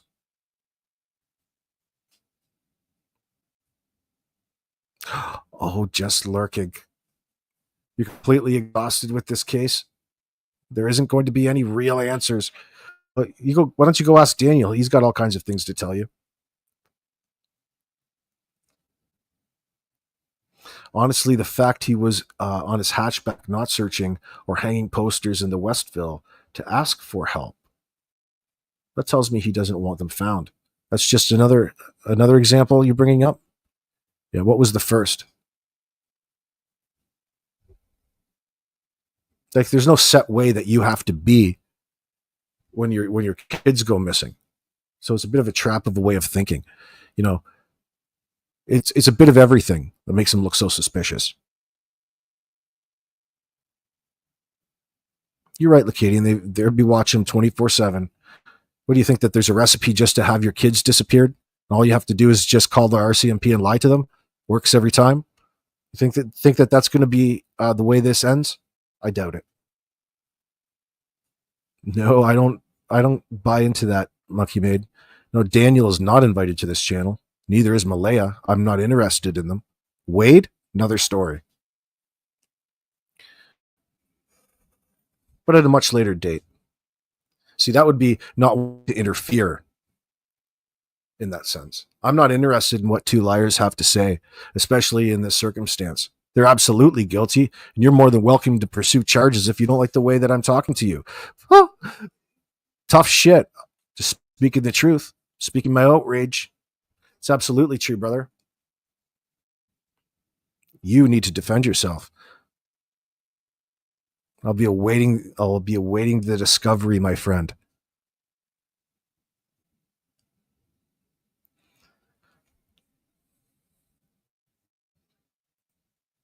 Oh, and then there's those two up. There'll be the eyes in the sky and things monitoring. Oh my God.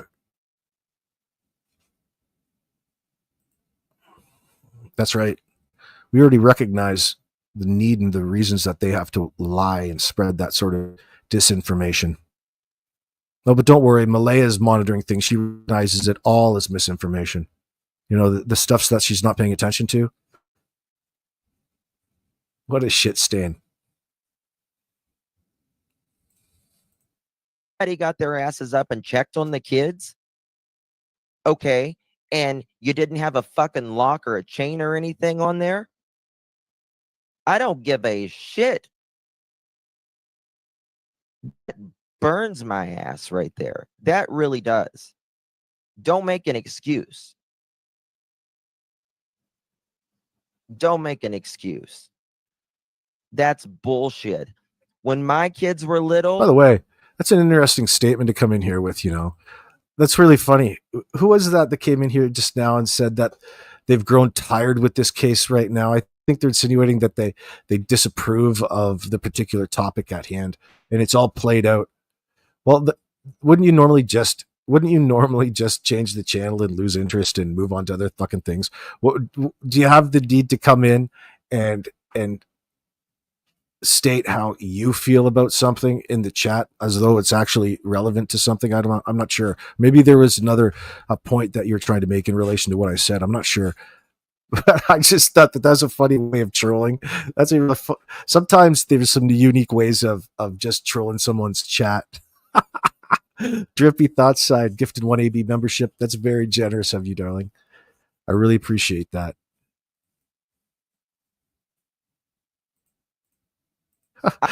You're so this person in July, 2 months in, is so fucking just finished with this case. There's not going to be any answers.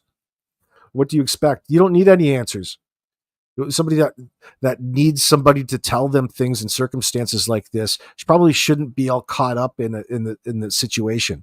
You've kind of got to read between the lines and anticipate things, or maybe you should go over and watch like maybe court TV instead, because it deals more with the court side of things. Then you can put your in rest, or maybe she's just upset at Daniel and Malaya's lies. Do you think it's contributing to viewer exhaustion? We'll call it. They're becoming exhausted with the lack of answers. Who knows what they meant? I think that maybe they were just trying to troll. But it makes you think. I don't know. It just happens to you when you're up here, because you're reading everybody's live chat. A lot of times you miss somebody's point necessarily, or your mind's in a different spot. I literally had I'm psycho though, a little. I go overboard probably, but I had doorknobs with kid door covers. They were locked inside of that. I had a chain on the very top. I had installed those chains so they can't open them from the inside, and also had this thing around the metal doorknob. If they took that thing off and somehow unlocked it and somehow unchained it, that an alarm would go off. Now, I understand not everyone has the same resources or whatever, but let me tell you something. No matter what your resources are, you do what you have to do to keep your kids safe on your watch. You're the parent. So, miss me with that bullshit. And by the way, thank you, Sandy. Daniel, I forgot to mention that yesterday. You, in one article, said you heard the door. People forget that one.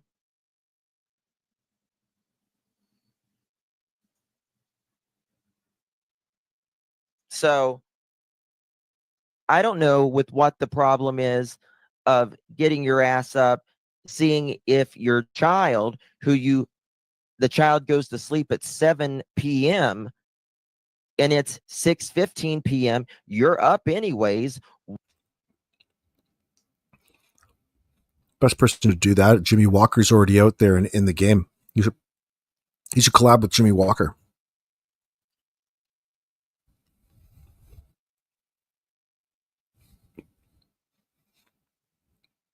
Frosty's saying Dolly said a Canadian YouTube creator to go boots on the ground.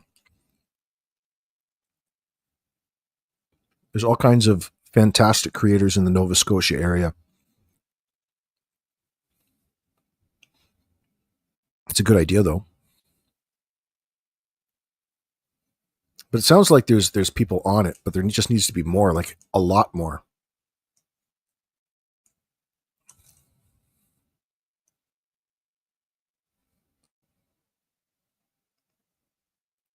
Okay. So you didn't take it that way? I took it as they meant the case is going nowhere and it fears it will end up like Summer Wells. Yeah, we took it the same way.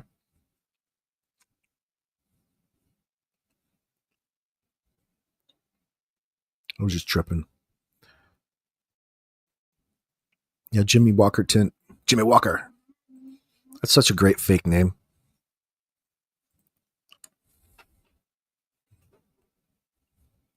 Well, can't Dolly cross the border? can't go or won't go. He might not be able to cross the border. I think he's probably reasonable. Probably has a criminal conviction or not, doesn't have a passport or something. I don't think he's a criminal conviction, but maybe he does.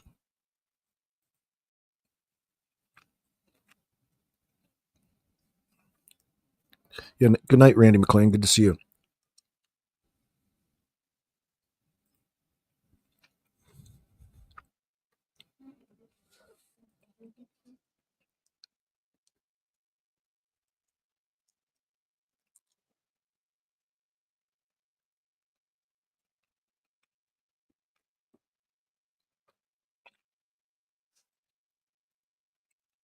Walk your ass through that trailer and peek your head in the door and check on them.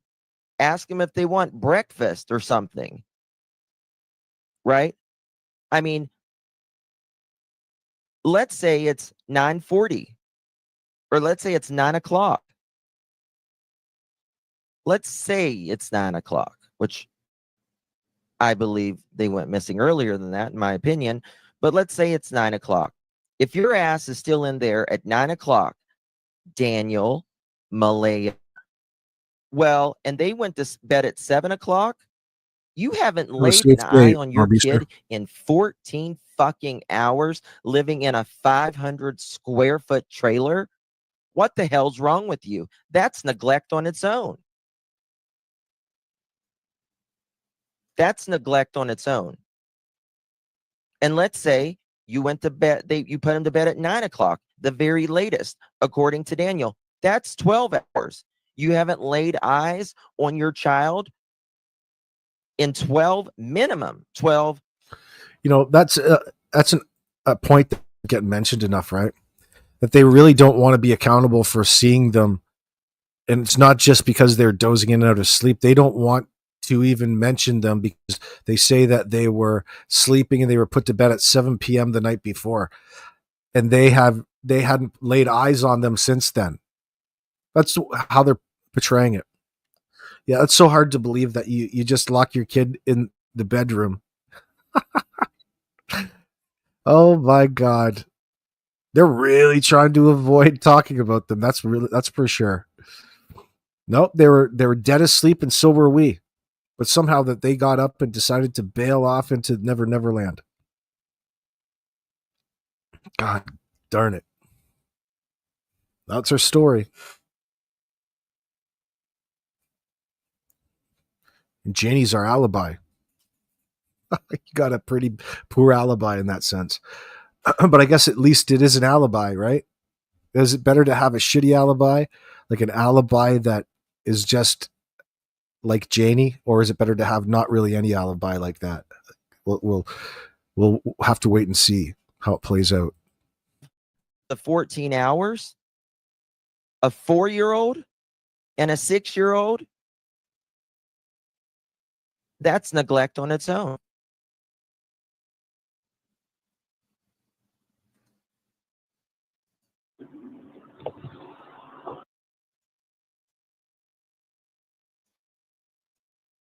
Okay, next one. Said that's all I know. Oh, sorry. Yes, but I didn't know who took the picture. There was so many drums around here. I thought it was the guy that took the picture of the property that took that picture. That's all I know. I didn't know if it was Malaya or who took the picture. I can't be sure. I thought it was a drone. Look, there was so many people here that day. I don't know half of the people. I don't know most of the people that were here. I only know the people that were here from the community, and some of the friends that I know were here. I don't know. I don't know. Like, I was away most of the day with Justin on the 4-wheeler. Him and I took off and we just went. So think about, she doesn't know much because her and Justin took off on a 4-wheeler. Talk about a time to be avoiding the immediate area. You're out. God knows where, who knows where you are. Like, it's got to be so bizarre to tell the police one thing, leave a 20-minute window as though in your mind you can put just how far those kids should be away if they were not 4 and 6 and they were 12, 16, and they wouldn't be they wouldn't get as far. Like, these are toddlers, not even fully clothed. Or how would you know in the first place if you didn't put an eye on them or interact with them for 12 hours?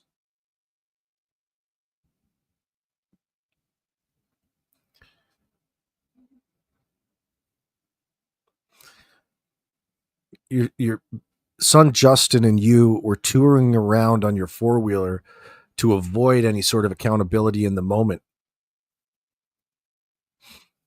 You know, there's really no need to be miles and miles away running around like a chicken without your head, you know, unless you have a reason to be checking somewhere.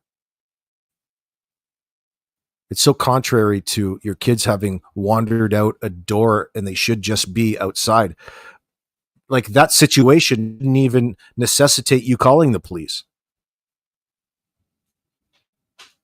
Then no, Malaya, you don't have to rely on Janie calling you. You could just go out and call for the kids because they should be just outside your door. They should be outside if that really actually happened. But why is it these parents think that this is a normal thing that just happens and that's okay? When is the last person that you know that happened to? Well, don't answer that because there's other scenarios that are similar to this. Maybe they're trying to replicate that to better it. Maybe they've found this paradox where it's a perfect opportunity to make your children or somebody else's children that have become a burden to you just disappear. I don't want to live in a society like that. I couldn't tell you who was here, to be exact. If it was somebody I knew, I talked to them. If I didn't know, I said hi.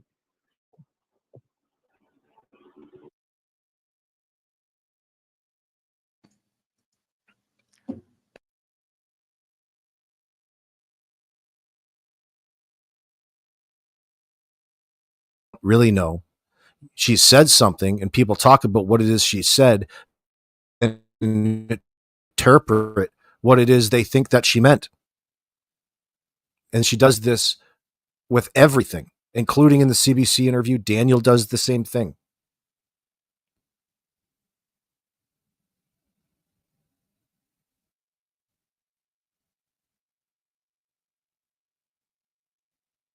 So yeah, she's lying. That burnt my ass, that her saying, I didn't want to touch, I didn't want people to think I was sliding it so silent. It makes zero fucking difference. If that door squalled when you opened it, or that door was 0 decibels, 100% silent, they failed Lily and Jack. Absolutely failed them. Accidents happen all the time. To good parents, accidents happen, right? But when you are negligent, absolutely negligent, not only for having locks or something on the door when you have a 4 and a 6-year-old who is homesick, allegedly, which I don't really believe, for 2 days. I think there was a hell of a lot more going on in that home, my opinion. But listen, you failed them. You failed them. If you didn't even have a lock on, you failed them because you didn't even check on them. Oh, I don't know what my 4-year-old was wearing.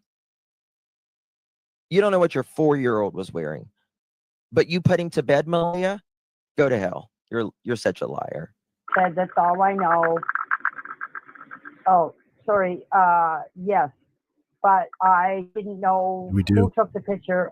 There was so many drums around here. I thought it was the guy that took the picture of the property that took that picture. Bingo, Brandy. That's all I know. I didn't know if it was Malaya or who took the picture. I can't be sure. Yep, they sure did, Nadia. I thought it was a drone.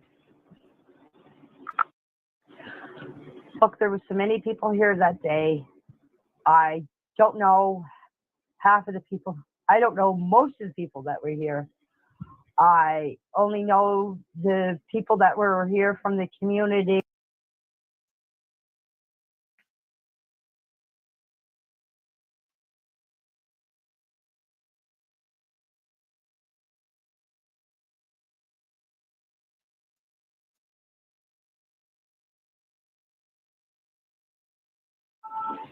I apologize. I thought the picture of Justin and Daniel on the bike was taken by a drone, but if Cheryl says it was taken by Malaya, she's probably Just right. I second to wasn't play. around when the picture was taken. Hold on, what did she say? Hold on, I gotta play that again. 1 second. I don't understand what she's saying there.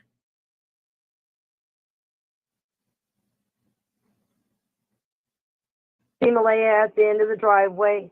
Malaya was seen in front of my RV when I opened the door. While about 5 or 10 minutes after Daniel was hollering for the kids, I opened the door and Malaya was standing in front of my RV. And I asked her what was up. She said the kids are missing. I said how long? She said 20 minutes. See Malaya at the end of the driveway. Malaya was seen in front of my RV when I opened the door. While about 5 or 10 minutes after Daniel was hollering for the kids, I opened the door and Malaya was standing in front of my RV.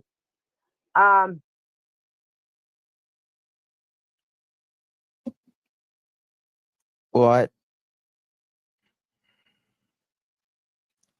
You sound like you're really trying to remember something hard, Janie. That doesn't sound like someone who lived something. I'm just saying, that part right there does not sound like you lived that. My opinion.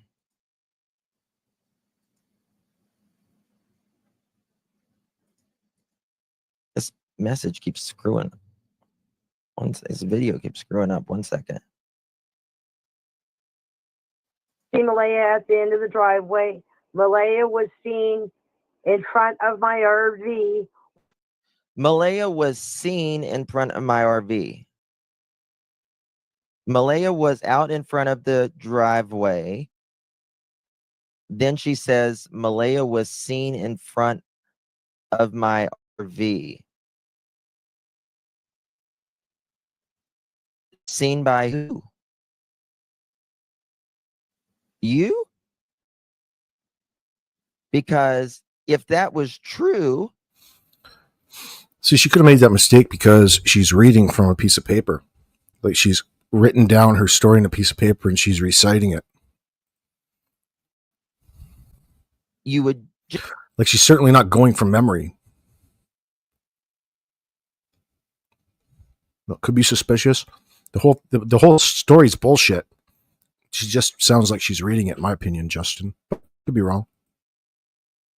Generally say, I seen Malaya out in front of the driveway and then in front of my RV. You would take ownership of that.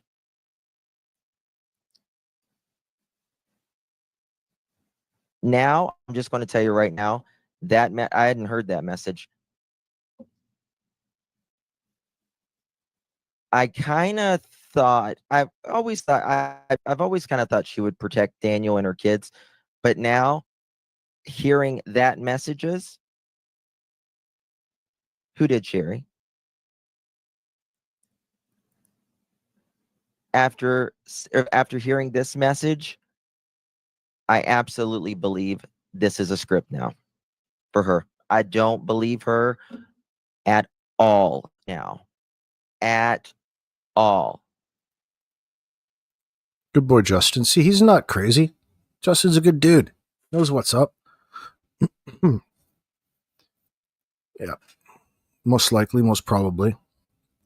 Now, the question then is, why is she so in defense of Daniel? Why is she so eager to portray this scene as something other than it really is? Because she knows what Daniel did? Or because she doesn't know what Daniel did and she's scared? Tell me deep down she knows what Daniel did.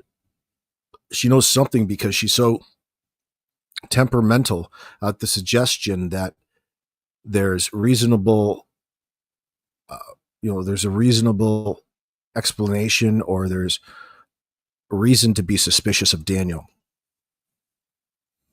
You're just saying she's a terrible reader? Yeah, she really fucked up this time, but it doesn't matter because she was around all of her friends. That was the whole point to coming out and making these recordings. Like, she's really a guilty motherfucker that's avoiding being accountable in this scenario. Like, why would you even go to the extent that you did to establish a false narrative? That's my question. You got the CBC coming over. She's mocking the police by asking them to come search again, complaining about the police searches. Like, who would even complain about the police searches in such a desperate time? If you're so, such a caring individual about the kids that were in, and under your care, and all of you can say is complain about the police had to search your place, and that you got no idea and you didn't do it. It's all about her, all about how innocent her and Daniel are in this. Like, really, nobody's out there suggesting any different to them. Nobody's confronting them. Do you guys have what they call in the game a guilty conscience? Are you guys guilty about something? Are you feeling a little uneasy? I wonder why that is. It must. Oh, I know what it is. It's got to be our fault. It'll probably be our fault. Whatever it is, it's somebody else's fault. Completely unwarranted. I'm sure I can see it coming down the line. No, listen, you know damn well why you're nervous. God, sometimes, being an investigator has to be a lot of fun sometimes. I guess it's got to be the right mentality for it. This is why it's so easy to play good cop, bad cop, because you get both sides, right? You play a role in a circumstance like this. What do they call that? The read technique? Yeah, the RCMP employ the read technique. I could expect that coming on the line pretty soon. It would be so much fun to see them all in an interview room at the same time and be the individual that got to run the audio visual equipment and watch and bring them all together and watch them fall and crumble in the hands of questioning from these detectives. Man, oh man, oh man.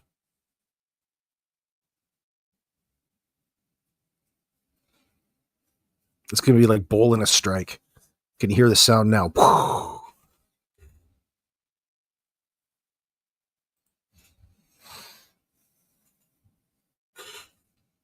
You will admit Justin is a wee bit heavy on the eye makeup, Monkey Mind. How dare you? That's how his old man likes it. Hey, that's how the old man likes it.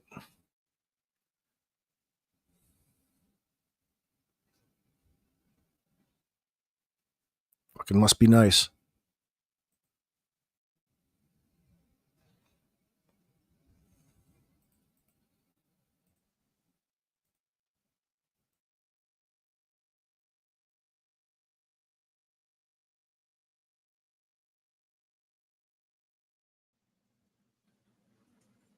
And I opened the door while about 5 or 10 minutes after Daniel was hollering for the kids. How different is what Justin does than watching like Ziggy Stardust, like watching David Bowie in a way? Maybe you should put on like David Bowie like eye makeup, like with a big star over his eye. That would be way cool. That would be so cool. Have to start acting funny though. What's really funny is getting yourself all dolled up with makeup and acting properly. That's what's comedic about it. Malaya was standing in front of my RV. It's an alter ego. and I asked her what was up. She said the kids are missing. I said, how long? She said 20 minutes. See Malaya at the end of the driveway. Malaya was seen in front of my RV when I opened the door. While about 5 or 10 minutes after Daniel was hollering for the kids, I opened the door and Malaya was standing in front of my RV. Would it all of a sudden when she talks about what happened that day, she becomes like an auctioneer at like a cattle auction. Hey, I take one time, one time. It's like, how did you all of a sudden become, all that much more articulate and clear speaking in just a brief amount of seconds? Reading this, is this prepared? No. What was there? Any questions? Any questions from anybody? I didn't think so. I'm not accepting any new friend requests. Oh, nothing suspicious about this at all. And I asked her what was up. She said the kids are missing. I said, how long? She said 20 minutes. See Malaya at the end of the driveway. Malaya was seen in front of my RV when I opened.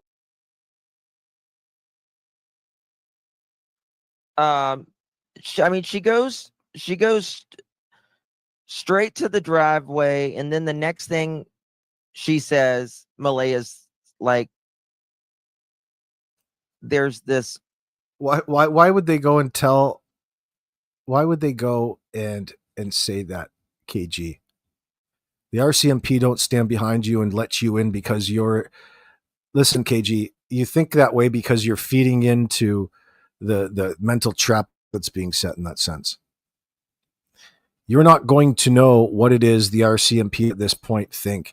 And guess what? They're not going to tell Belinda. No. Don't ask. We wouldn't tell you anyway. Don't fall into that way of thinking in that sense. You can think what you want, but it's just working on your own fears, and you have the fear of the unknown. Otherwise, things that you don't know. You can trust that they're working on it. They're suspicious in that sense. I'm worried too, though. Don't get me wrong. But I'm not that worried. You gotta rationalize things a little bit. Take them for what they are at this point. Premonition of Malaya. Like, were you expecting them, the RCMP, to be open with them? I think that would be foolish to assume that. Outside of her door. She goes from the driveway to the door with nothing in between.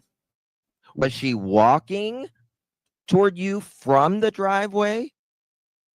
Was it 5 minutes later? Was it 10 minutes later? How did you see her walking? Now, I know that you probably look out your windshield and maybe see her far down there, but I think it would either have to be a coincidence that she was just looking out the window and looking that far out, because most of us, we're doing non-conscious things and we're just looking around or on the phone or doing something.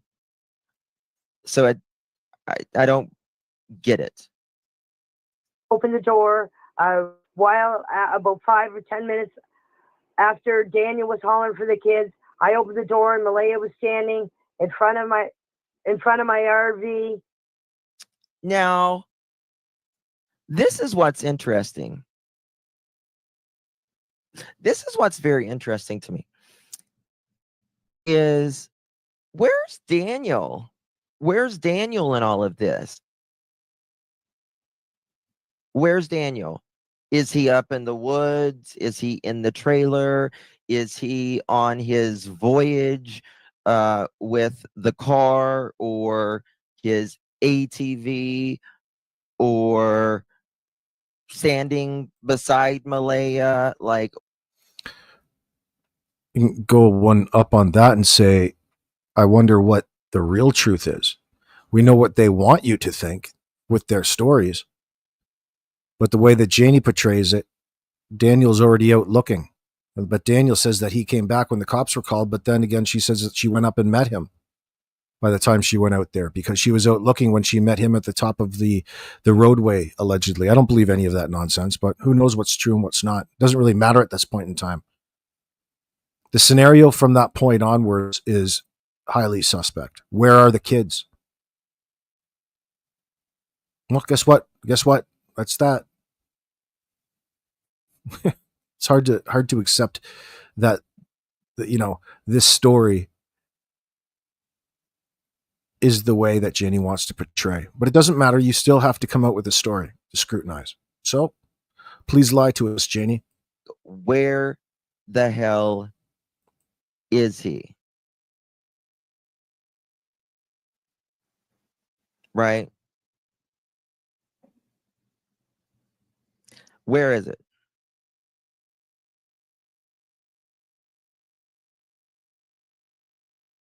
Where is it?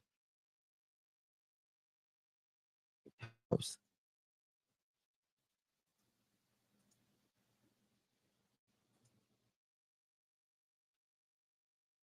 Maybe. It's not wanting to work. Hold on. It's messengers. This video thing on Facebook's not working good tonight. All right. Daniel look didn't at call this. 911. Allegedly, Malaya did. Hold on. Did I play this? Remember, instinctively, she called 911. After she heard silence, she then instinctively called 911. How would you know what to say? You never verified that the kids were missing. You didn't even look for them, honey. Oh, another thing. That's just a thing, isn't it? And believe me, Okay, listen to this. it's my four-wheeler, and believe me, I don't let Daniel drive my four-wheeler. Believe me. What? I have not heard this. That's your four-wheeler, Janie? Well, then if it's your four-wheeler, why is it not on your property?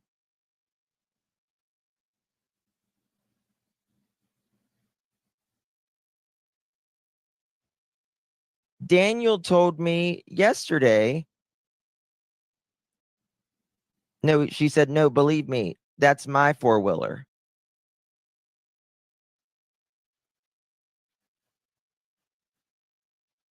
Daniel said here yesterday. Hold on, I've got to replay this. Well, it just kind of goes along with her really saying that she doesn't much trust Daniel, because for some reason she's so protective of her four-wheeler and all of this. Well, she speaks very highly of this four-wheeler. Sounds like she likes it more so than Daniel. That says a lot. It's probably a bit of leakage. Oh, I would never let him drive my four-wheeler. Like, what is she hiding, or what else where is the meaning behind all of that? It could be innocent, could not be. I don't know. You're going to make another call to the RCMP, Emery, about what? What are you going to tell them? What are you going to say to them? That you can't believe that they're letting these two child killers walk around free on the streets? Let them know that I endorse that message as well, by the way.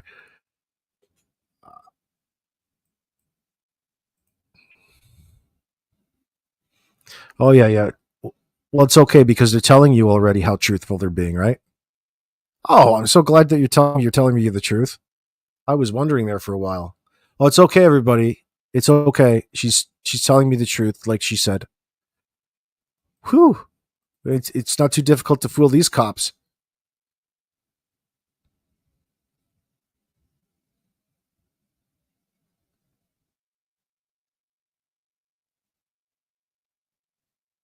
Oh, you know what, Missy Smith. Well, you're getting in the way of Janie trying to get on with her life in this circumstance. Can't find the kids? That's their fault. That's their problem. They're the ones who walked out the door, allegedly, according to everybody there, within a 20-minute time frame.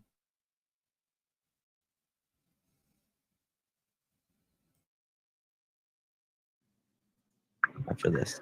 And yes, he is telling the truth.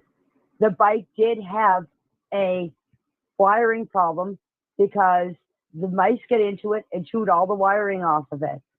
So that's why it wasn't used neither until it got fixed.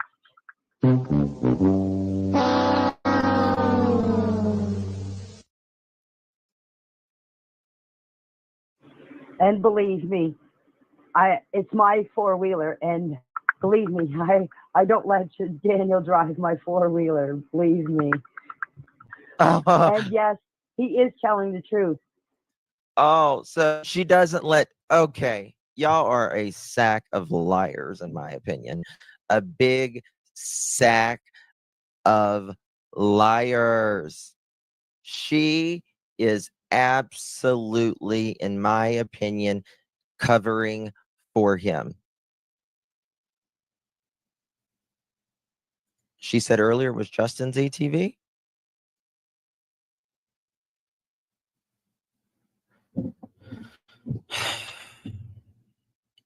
She said, Daniel said Justin and his mom was on it.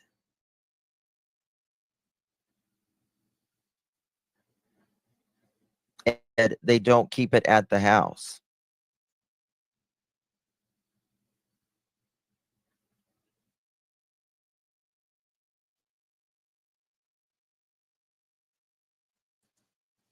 The bike did have a wiring problem because the Wonder mice why. get Was it into hot and wired? chewed all the wiring off of it. Oh, a rat. So that's why it wasn't used neither until it got fixed. Yep. Last night, Daniel said Justin and his mom were on the ATV, but he also said, Daniel also said he sat on the front, whatever the hell that means. Yeah, he walks on water back. How many four-wheelers are involved in this little scenario? 3? Does everybody have their own four-wheeler? What's going on? Because she wants you to believe her. Does Daniel have a driver's license? They went to sell you that story. And believe me, it's my four-wheeler, and believe me, I don't let Daniel drive my four-wheeler. Believe me. And yes, he is telling the truth. The bike did have. You don't have to tell someone. She wants to reinforce her statement here. She absolutely wants to reinforce her statement. Believe me, Yeah, that's a real pattern with her at this point. That's half of the lines that we get from her. It's like a catchphrase. I'm here to tell you the truth. I'm not here to lie to you. Believe me. You know, she's always appealing to the person to believe the information that she's volunteering. First of all, we didn't ask you, honey. You're volunteering us all of this information and suggesting that we believe you.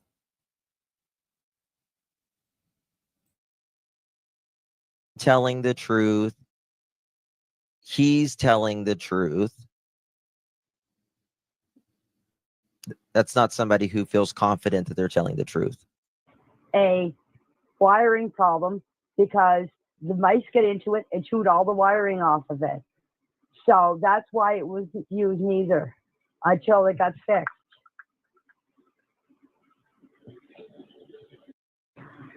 I've been looking at the comments, and if you guys have anything wrong, don't get mad at me, but I will correct you guys. I think that's my favorite part already, guys. It's okay. I'm looking at the comments, Jenny says. Jenny says, I'm looking at the comments. And anything that I see, I'll make sure to correct you guys. But she sure seems to know a lot about this particular situation. Doesn't it seem like somebody who's trying to control the narrative? And they're just so open to it, they admit to it. Like, shouldn't you be a little bit more hesitant in this situation to really be taking the initiative to direct the conversation if you didn't have an agenda ahead of you already? Like, it's so bizarre. They want you to think that that's a natural thing. No. No. First of all, why does she continuously have the need to be reinforcing this bullshit story if it wasn't untrue?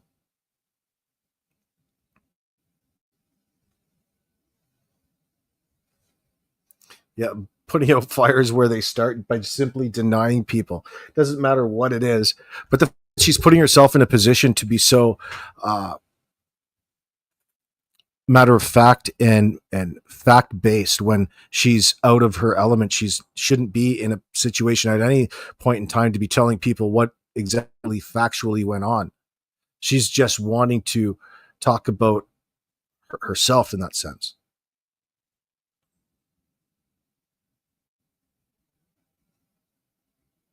Highlighting and on the real mystery at hand, or the question, should there have been one, the one they're really trying to portray, that we can't find the children. They've wandered away and we can't find them. That never happens. Not in a situation like this.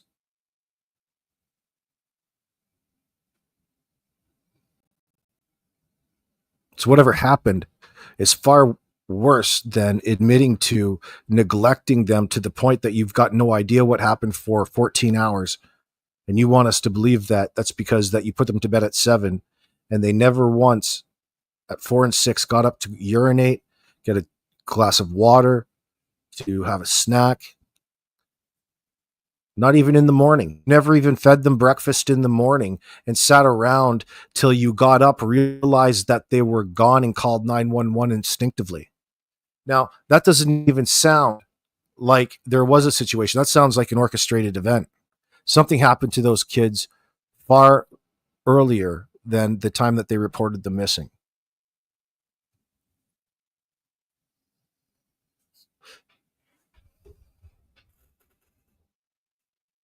Oh, you know what? It's infuriating.